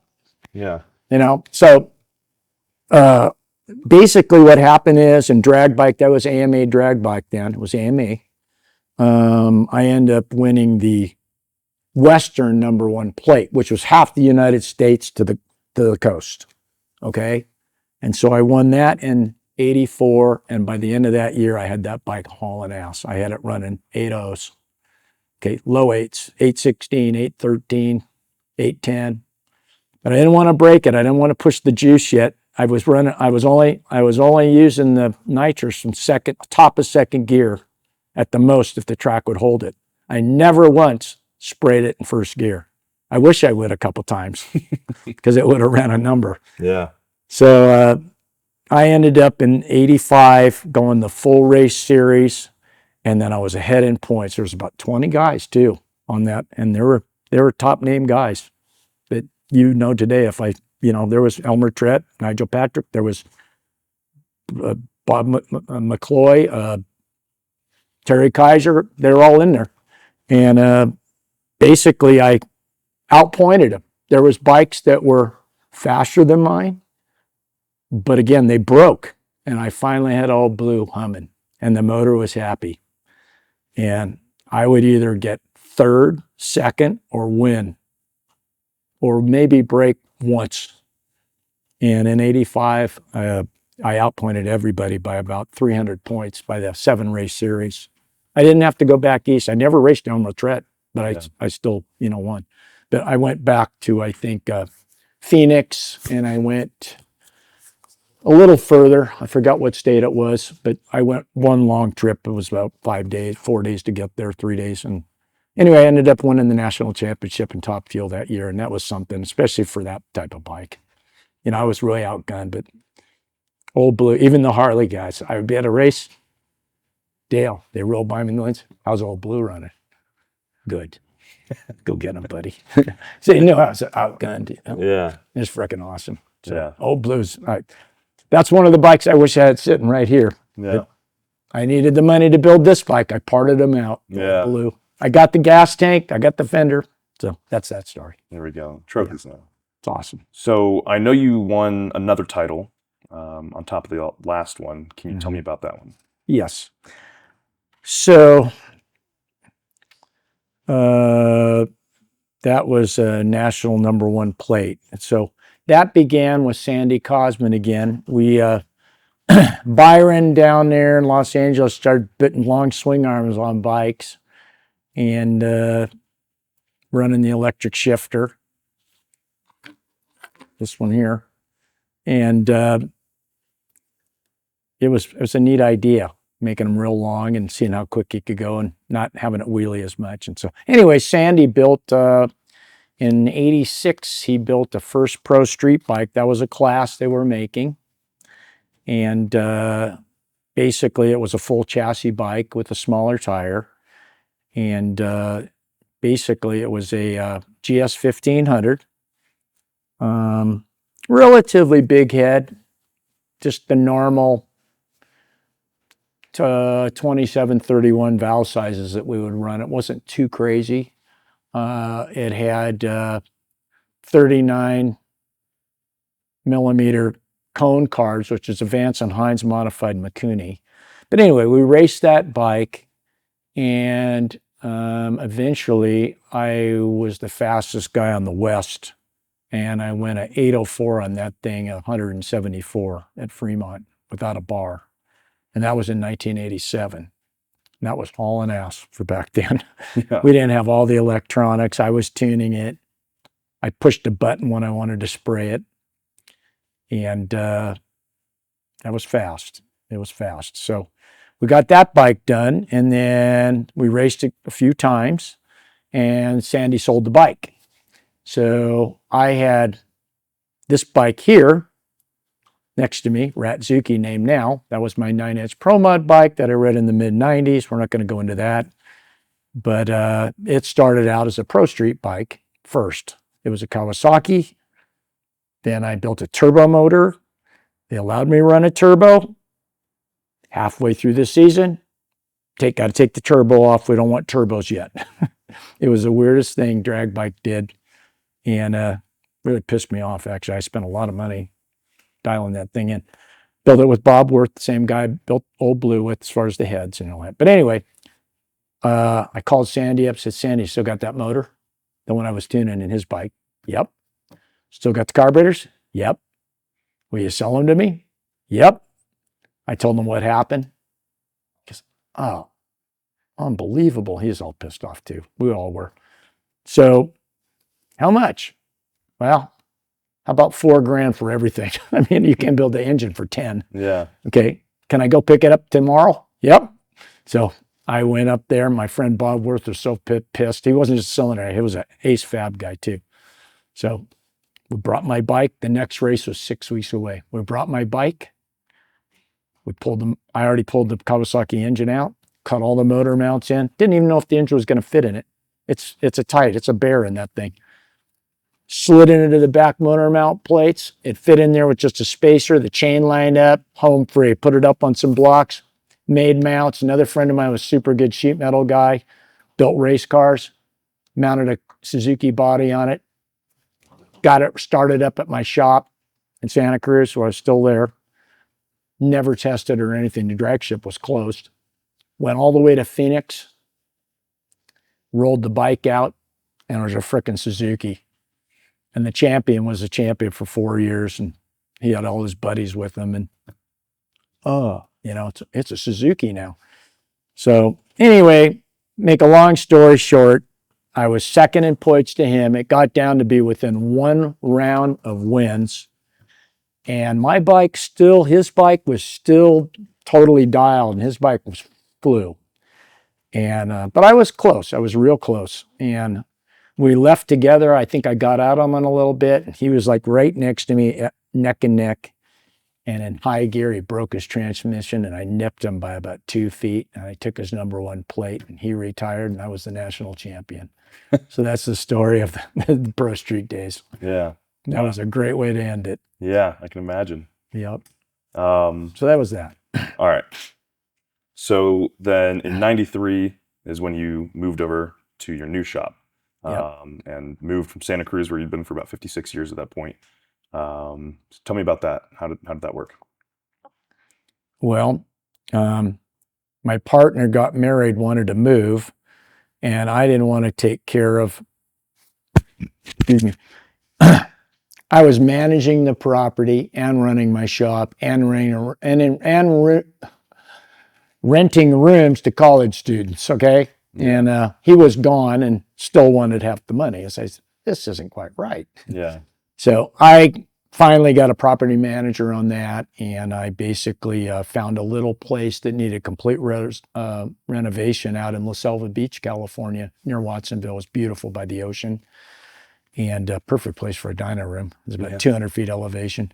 So anyway, I ended up buying this little place. It was so bad shape, I had to get on the roof, get up there and take a picture of the ocean, So I got financing. We moved everything there. And there was a little granny unit in the back and a tractor shed. We rolled the tractor shed over. It was pretty big. And I made that into my dyno room, real clean.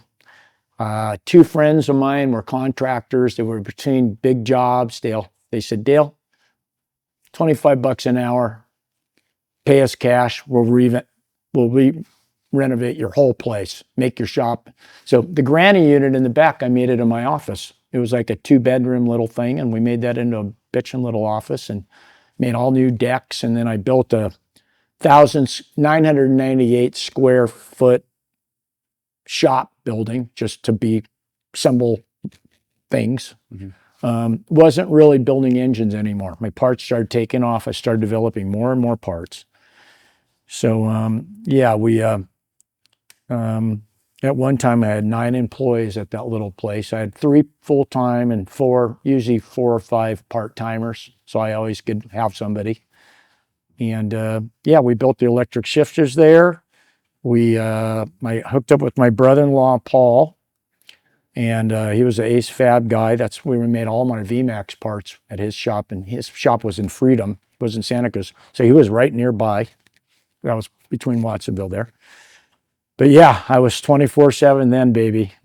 I was going for it. I still didn't want to go. I got to a point, Brad, where I could have flipped the switch. I could have went big time, but I still didn't want it. I wanted to do as much as I could with as least as I could to have a good profit margin, still be able to close if I wanted, leave for 3 or 4 days and not get fired. Unless I wanted to fire myself when I got too sick of it. But anyway, so the business went on and it just started going like gangbusters. We came out with exhausts. I as you know, but some viewers don't, I specialized in the performance standards. So it was the VMAX first, the Eliminators, then the Bandit turned out to be the VMAX was a 20-year run. It was awesome. But I loved the 80s era super bikes. I loved those bikes. I loved that bike because they weren't full-on sport bikes. They were a man's bike. They were the old school bike with bars, just that's my deal. I'm old. So anyway, that's when I wanted to specialize. That's a niche. Everybody's concentrating on GSX-Rs and FZs and R1s. I want to be the guy making it for the FC1, the Bandit, the ZRX, the Bandit 1250, any of those bikes. And then I went and made some stuff for like the SVs and the V-Strom and some adventure bikes. But my main thing was the performance standards. And so I'd buy a brand new bike, Brad. I'd keep the bike for about 2 or 3 years, put about 3,000 miles on it, and I'd develop about 30 to 40 parts for each bike. Frame braces, fork braces, maybe an extended swing arm, maybe not. I designed all my own jet kits, designed all my own needle tapers. That's before fuel injection. I bought a dyno, 150 dyno first from Aldo Ferracci at Ferracci. By the way, I also sponsored him with my electric shifter when Doug Poland was a champion on the Ducatis and AMA. And the other one I sponsored, I forgot to mention earlier real quickly, is Dale Quarterly, was the fastest privateer from Maine. And he was sponsored by the Ninja Turtles on a Ninja 750. Yeah. And he brought his bike to my shop on a Laguna Seca weekend and put the shifter on and went to the track and supported him. He got 3rd or 4th in the AMA race. He was the fastest privateer. But anyway, back to the shop. That's when I was going gangbusters, making all kinds of different things for each model. And that's when I really worked it hard. I went to every product show within my means. As far as I went was Phoenix and places like that. Los Angeles, the Anaheim show. First the Cow Palace, then the other one up in San Mateo. Did all the shows. A lot of times I was next to Mike. He had his bigger booth. Dale had 2 20-footers. And then in the 80s, when I was still doing the school, I had both my Kawasaki Eliminators in Kawasaki's factory booth with the starting light coming down with my brochures about that and a loop video going on the stand I made and my parts over here with my bikes and race bike for my street bike parts sales. Yeah. And I did that a lot with Suzuki too at that time. I had race bikes or my Project Bandit bike in Suzuki's factory booth every time with my booths there. So I worked it 24/7 and it was going hard. It was good. We were selling sometimes how many exhaust systems, Sonny, did you ship in one day on a VMAX? 10 or 12. 10 or 12 systems out of a one-man door. Yeah.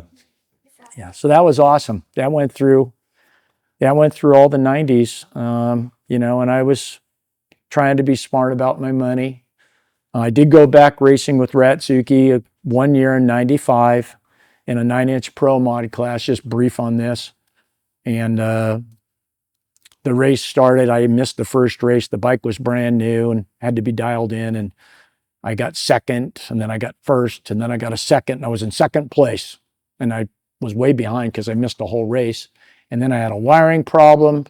The nitrous was closing down, fuel was closing down. I blew the thing up. I blew 3rd gear right off the shaft. Happened to me twice.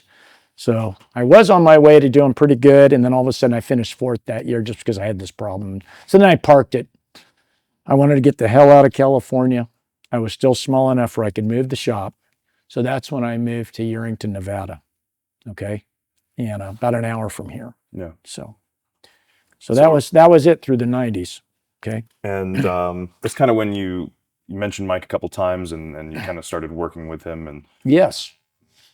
you and Mike both share that same obsession with the details. And Yeah. it's kind of cool how that mutual respect and that previous work kind of turned into collaboration and mentorship. And Yeah. you've built now over 28 seats with Corbin. Yeah, around there. Yeah. And you just built one very recently. Yeah, that one's all me. Yeah.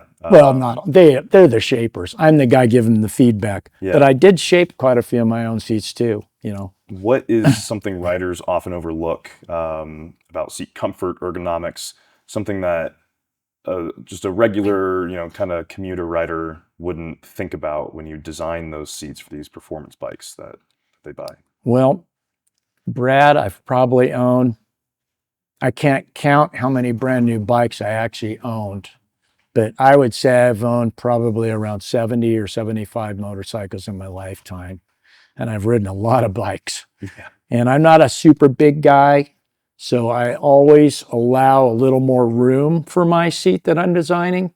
And a good idea is when I'm sitting on the bike comfortable, I look down and in my crotch, I want to give at least 3 to 4 inches to the gas tank. Because then there's going to be a guy like Chad that's got to fit on this bike, or a big taller guy, right? So my whole thing is the sportness, depending on the type of bike, okay? So like, for example, I shape my own Versys 1000 seat with Mike. And I basically want the rider, that's a tall bike. I wanted the rider when you get to a stop, because they're tall anyway, I tapered the front of the sides off a little bit more. You always want to have it go uphill to the tank just slightly, depending on the type of bike, more or less, right? Because that bike's not going to be ridden like that Hornet, okay? Yeah. And you want the bucket coming down, but I still like it a little sporty. So I still take a little more off the sides, you know, where you could slide off a little if you want. And then I like the back seat where his Corbin and Lady, he calls it, to slightly come uphill a little bit more on the ones I design, a 1/4 inch or so. And that, when you get on the brakes, that's a big advantage, because your wife or girlfriend's not pushing on you all the time when you're slowing down. Yeah. And so I just learned through the years what worked for me, and I started applying that to seats I made, and my customers were always happy. I don't think we had ever one complaint or comeback or anything. It was just always positive energy on my seats, man. And so Mike went out of his way a few times, because it costs him money to make even there's a certain marriage line. I've designed my own seats with Mike, and they got my partner on the bottom, but other ones are ones I slightly tweak. And as long as I stay up a certain distance, called the marriage line, he can just make a new top mold with the foam, right? And it costs half the money of starting from scratch. And Dale, you better sell those if I'm doing this. So, yeah, and then we came up with the whole shot Corbin logo you see on the side of the seats and stuff. But when he doesn't have a bike, you know, it's hard for me now because I don't feel good, but I wanted to help him, and that Hornet was just terrible. The last bike I did with him was just terrible. It's just all wrong. The bike's not a large person bike anyway, and the seat was downhill about 3/4 of an inch. Your private parts are getting just slammed to the tank. The bars are still too aggressive. Your wrist and hands are just killing you. Yeah. I went on a 60-mile loop. I couldn't wait to get off the bike. So I found some really bitchin' bar risers that I made fit with the stock lines and everything, that bring them up an inch and back an inch and 3/4. They look factory. And then that seat's gorgeous. I spent 4 days down there with Freddie and Vince, the wizard. Yeah. And I went on about 8 5-mile test rides with that seat. I wasn't going to stop till I thought I had it nailed. And I think it's going to be as comfortable, as good as it looks. Yeah, absolutely. Yeah, you can tell what I did. Yeah. Yeah. But Mike is very versatile in that way. And Mike is awesome. He knows how important it is to me to design a good product and a part. And he knows that I'm a perfectionist with my own stuff, so he trusts my feedback. He might not agree. He may go, "No, Dale, that's gonna," and he has a reason for it though, because you still got to produce the thing, right? So you can't always make it perfect for everyone, but you can certainly try. And he respects my opinion, and I think that's bitching. Yeah.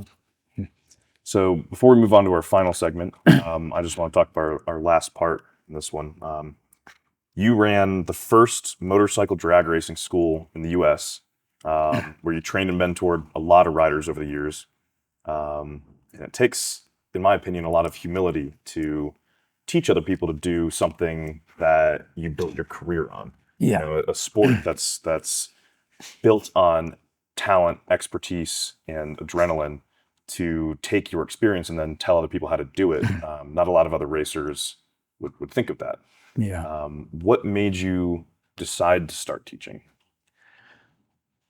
You know, I just wanted to do it. I thought it would be fun, you know, to do that. And, you know, Brad, when I was a racer, I would help guys that were racing against me, and sometimes I'd help them a little too much, and then they'd kick my ass. Okay, but It sounds like the first time you raced when the guy set the record 10th of a second, and you figured that out. And yeah, but I mean, the deal is it's all a camaraderie, man, and racers help each other, most of them. I mean, there's some a-holes out there that, their noses are up, and no matter what, they're always going to be that way their whole life, right? Well, most drag race guys, they give you the shirt off their back, and so I'd help anybody at the track, and if some guy was having a problem, I'd help him. And like I say, sometimes they'd beat me, and the guy wouldn't have beat me if I didn't fix his bike. Yeah. But so what? I'd rather win than win that way. Yeah. But I enjoyed that. I enjoyed sharing little things. I wouldn't share everything with guys in my keep class. Secrets a little bit. Oh, you have to if you're going to win. Yeah. Especially when you have to innovate it all. Yeah. But still, I would share timing. I would share different things. Things. But I thought I was good at that, and so I was good at the details, and that all went back to my production racing, the throttle and clutch control that I had off the get-go without even getting on a bike yet, And so I thought I could apply that and teach other people, and the school was great, man. It was a lot of fun. I was so bummed when the track closed. I had it going, started working on it in '86. Bought the bikes in early '87 directly. I got a hold of Kawasaki, and they wanted to be involved in the school. It was really cool. Doug Meyer and Dublin Kawasaki. Doug Meyer, he was a famous Bonneville racer, good engine builder, smart guy. He knew me. He liked me. He wanted to make sure he was the shop involved with this school being at Fremont, And Fremont was only an hour from where I lived, Santa Cruz. So Kawasaki sold me 2 brand new bikes in the crate. They came through Doug. He assembled them for me, and I bought the bikes. They were under $3,000 a piece. Let's put it that way. It was great. And they gave me a pit bike, and then I ended up buying a third one a year later. So I got the school going, and then I worked it really hard, and it was getting a lot of interest. I got it in all the magazines. I invited all the editors. About 7 magazines came. And then finally this company, PM Magazine by Richard Hart. It was a entertainment adventure show out of San Francisco or Bay Area somewhere called PM Magazine. And the guy was great. He had a street bike before, but he really was a beginner rider. He came and rode, and that was on, it got on television, man. And when that was on TV, that was like, all that work, and then it went Made it finally. Yeah, made it finally. After all the national titles, finally made it. Yeah, well, that was a whole different deal. I'm just talking about I worked that school hard, and it was for fun. Brad, you got to ride my bike. It was $270 frickin' for God's sakes. If you crashed the bike, you had to pay for the damage. I wasn't going to give him that. Yeah, it's a bit more expensive for that. But the deal was, where you can go for $300, a guy supplies the bike for, and you're going to go out to the drag strip. And a tuned race bike too. Well, they're a street bike that I didn't want a bike too fast. I wanted a bike that wasn't going to intimidate people. With me on the bike, I think the very best I ever went, it was no wheelie bar or nothing, but they were really low geared. They had a big clutch. I put my electric shifters on them. Sudco sponsored me, set of Kian smoothbore carbs. I lowered them with struts, pulled the front end up a little bit. They were lowered. Complete stock motor, jetted. And I would run 1060 on the bike, about 126, and it'd do that for 3,000 passes. I had one that had 4,000 passes on it, still right in the tens. But had a couple guys crash, but luckily they only spun out doing the burnout or off the line or something, But I got that school going. It was great. And then in the very end of '88, Fremont drag strip Bay Lynch closed. Yeah. It sucked the wind right out of me, but it was bitching while it lasted. Really fun. Yeah. And you mentored a lot of people along the way. And when you watch the next generation race with your parts or your tips, your advice, or young racers now that you're still mentoring and still building a bike for, the one that's right behind me, how does that make you feel? Oh, it's awesome. I have guys at this day that see one of my YouTube videos and they're like, Dale, I used your parts in 1985 on my Eliminator or whatever. Or Dale, I had a Kawasaki, and the only reason I got in the nines because of you, and you helped me so much my whole lifetime, So, yeah, a little bit about that is something real quick to add. is, yeah, when I was still back at my first shop, I was selling camshafts like Megacycle. I was sponsored by, I was selling Megacycle cams. And guys didn't know how to didn't know how to degree in cams. And I'd be on the phone or I'd text them a little handwritten little thing I made up to how to do it. And so I decided, you know what? I got to make a video. So I made a 20-minute cam degree video. So then I said, you know what? I'm going to make a video. I'm going to make a cam degree kit. So this is my degree wheel, but I made a little whole kit. And the first one to make a cam degree kit for a motorcycle with the video, the piston stops, the degree wheel, the videotape, the dial indicator.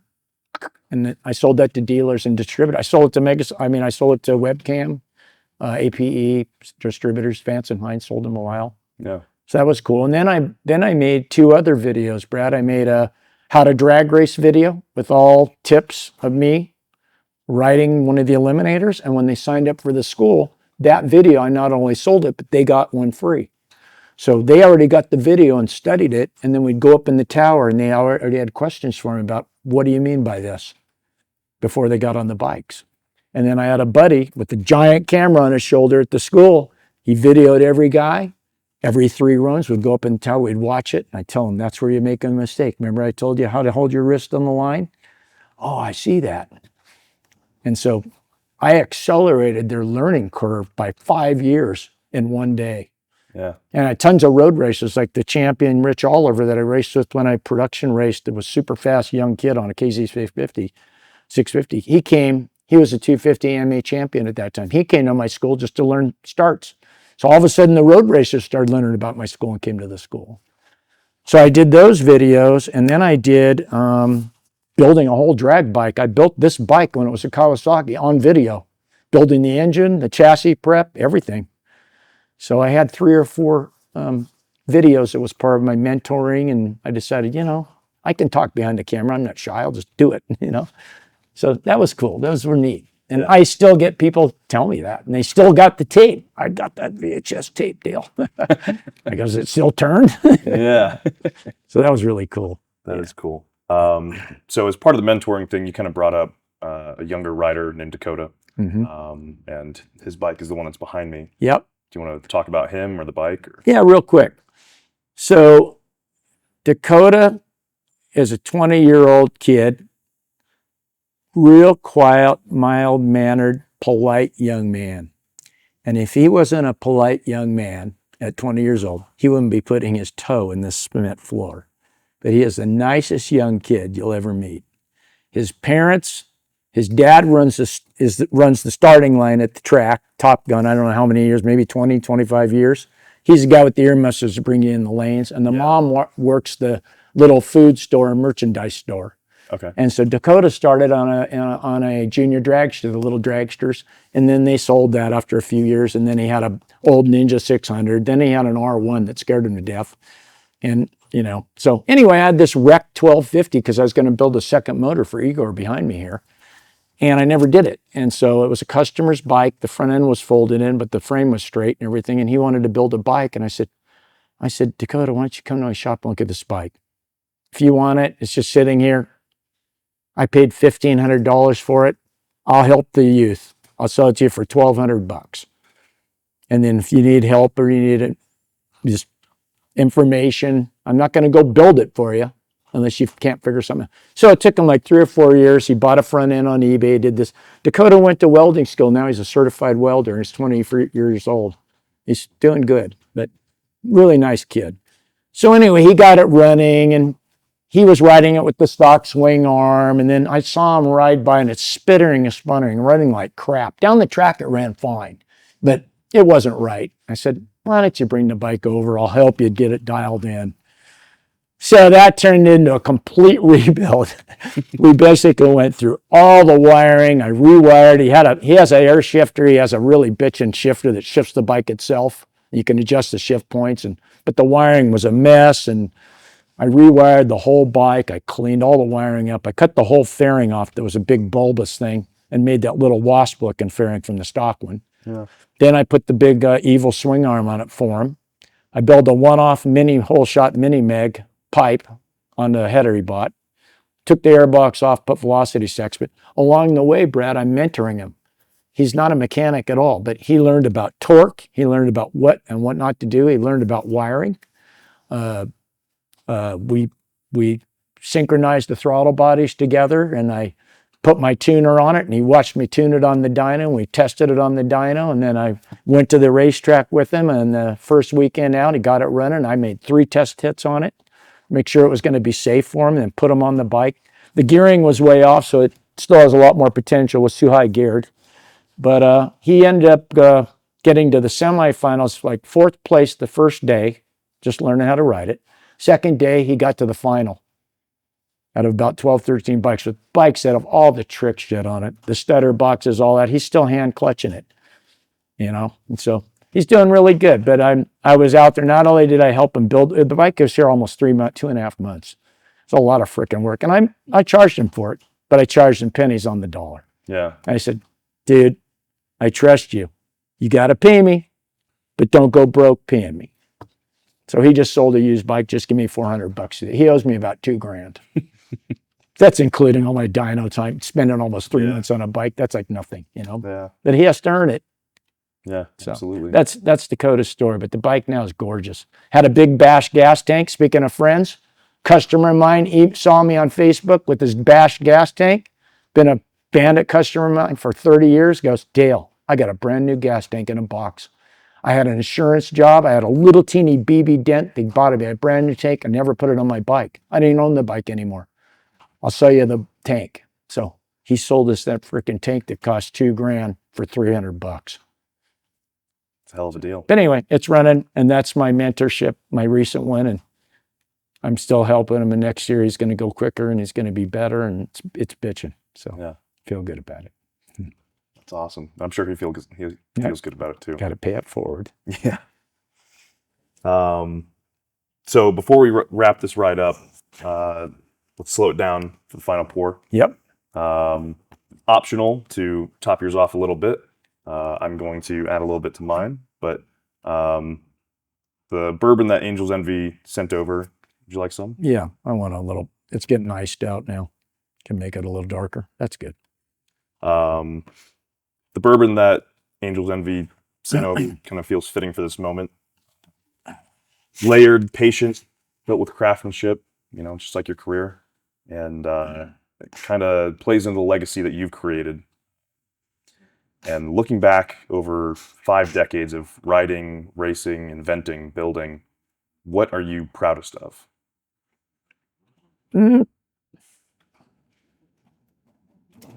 I'd say helping others do it the right way. Just like Mike always told me, you know, even though a lot of my customers don't have the mechanical skill I do, they learned a lot from me, and they trust my advice, and they would follow it.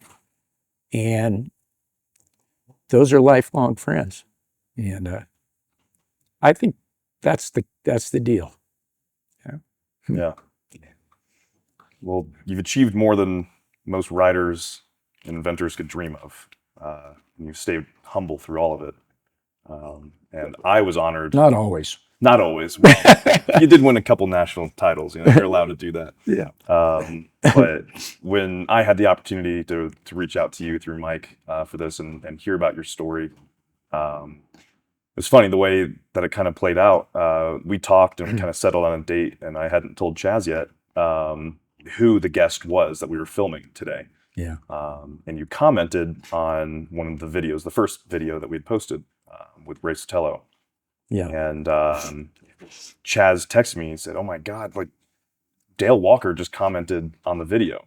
Well, you're not going to believe this. Dale Walker's the guy that we're recording with for that next episode. Yeah. And you're the one that built Chaz's dad's bike. And it was like a whole It's a Warrior, right? full circle. I believe it's a Warrior, right? Yeah. Roadstar Warrior. Yeah. They're neat bikes. And it was like a whole full circle thing, you know, where Isn't that something how that happens? yeah. I was in the Lisa and I got married in the Philippines. Yeah. I went 5 times. I never wrote a girl a letter in my life. I wrote her 110 letters.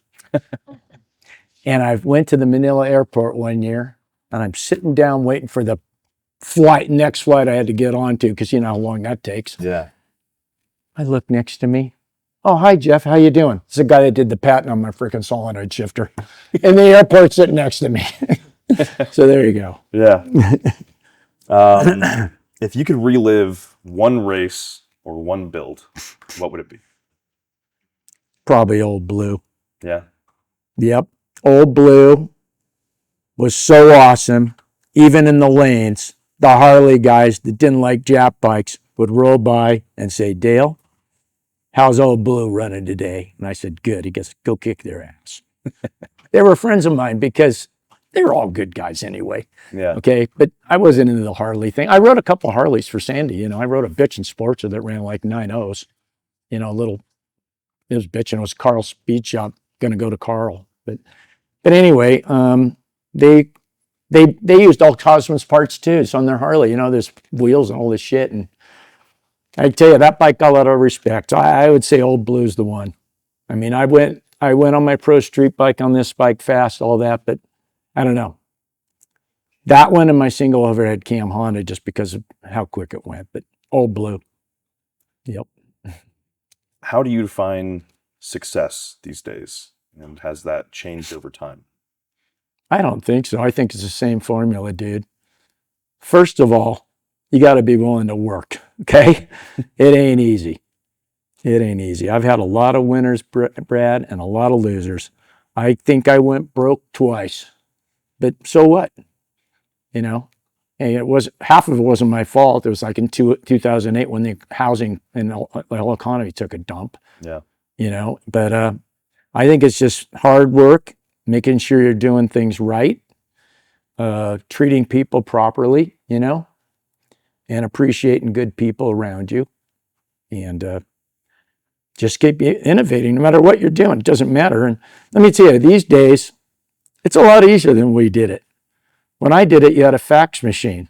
Okay. When I did What's that? yeah, when I did it, you built a part, right? Yeah.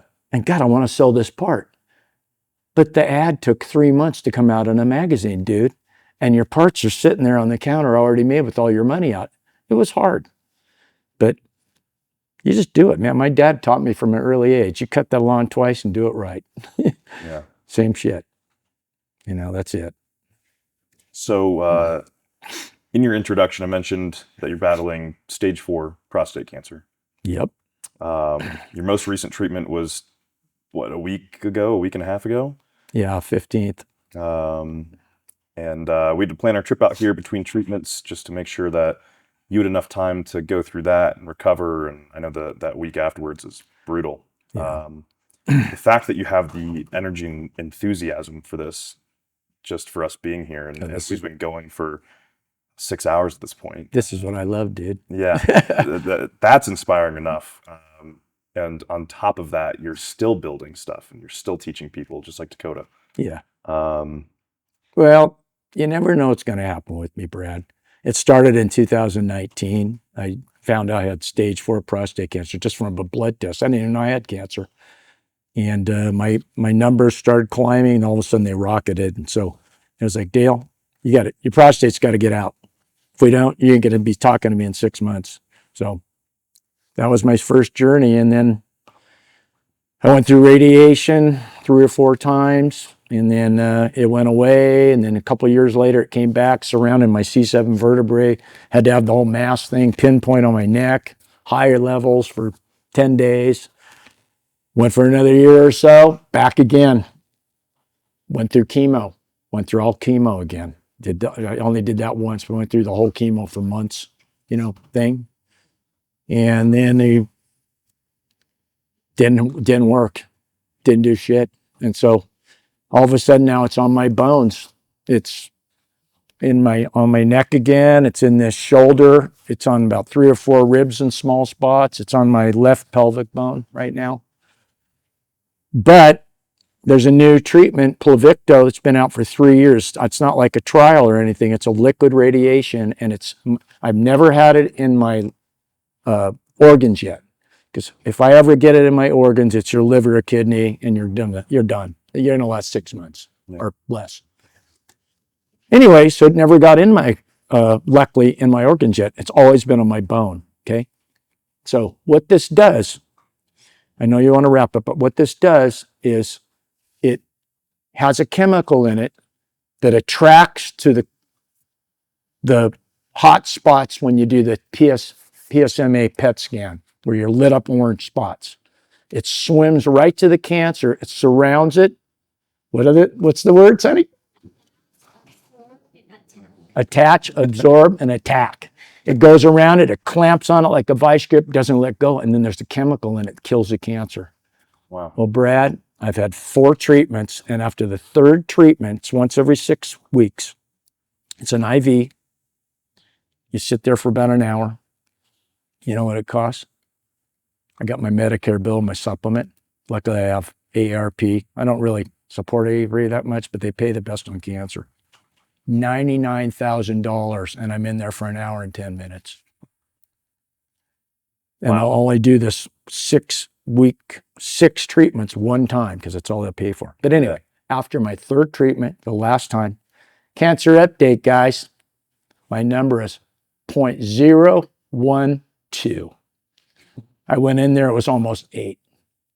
So it's working. So I'm going to be here a few more years. That's incredible. So we'll see what happens. It could come back again. There's no guarantees in anything. But when your numbers are down like that, you're living, you're not dying. It's killing it. It's So amazing. they're so impressed, because usually it takes 5 to 6 to get to this point, that they may even use me as an example of success for this drug. You can't keep having all the success all the time, Dale. Come on. Well, this is one I'll take, buddy. Yeah, this is one you've earned. Yeah. What do you hope people remember when they see Whole Shot or they see Dale Walker, the name, the parts, the story? What do you want people to remember? Pretty much that I always tried to do it right, that I gave it my all, that I did the ultimate testing with everything I made. And then after the sale, I was there for him on the phone. I'm the guy that answered the phone, Brad, the whole time when there was a technical call. And that is hard to find. That's long gone these days, you know. So I'm proud of that, and I think my customers totally respect that, and I think that's what I'll be remembered for, that I help guys build some bitchin' bikes, you know. You did. After all the miles, trophies, late nights in the shop, what still makes you fall in love with motorcycles? Oh God, just getting on and going riding a bike. You know, I don't really road race anymore, stuff like that, but I got my favorite roads, and I got a couple bikes that still handle good, and I'll go out and just have fun and go about 70% sometimes. And I still do a little tweaking. You know, I still got my dyno. It's just for me. Yeah. But another thing I'm going to just start doing is some of the local racers or other racers around, I'm going to offer them special pricing. If they want to come and they want to tune their own bike, I'll run the dyno from. We're all minded alike, you know, same mindset. And so I've reached out to a few pretty fast guys that are well known, and maybe next summer I'm going to have more bikes on my dyno and be helping people. That's awesome. Yeah, you too. Yeah. Let's bring it out here. I'm going to take you riding. Oh, man. It might be embarrassing for me. You know, No, if you're going it isn't. 70%, I'm going to be going 120%. No way. Do whatever you want. I pull over and wait. Don't worry about it. God. That'd be even more embarrassing if I had to pull up and you were already on the side of the road. Not really. You're still having fun, dude. Doesn't matter. A couple more questions for you. If Whole Shot was your life's canvas, what does the finished picture look like to you now? Oh man, that's a tough one. Finished canvas. Well, I think just that Whole Shot performance was well known by big and small. Everybody in the industry, when I was humming along, knew the word Whole Shot, and it wasn't taken off the starting line or some copycats I had. You know, it was the original Whole Shot, and how hard I worked at it, and I think that they just appreciated all that, you know. Yeah. This too. Yeah, I made a fuel injection tuner too with Dobeck when the fuel injection came, piggyback unit. Yeah. It's awesome. So yeah, I think that's it, man. Just hopefully they remember me for the same thing, you know, helping others, doing the best work I can. And Whole Shot was an awesome company, you know. I tried my best. Final question for you. If this moment right now was your final race day, what would you want to say to the people who stood beside you all these years? The Mike Corbin, Sandy Kosman, everybody that was with you as you set these records, won these championships, invented these groundbreaking parts, had this incredible career.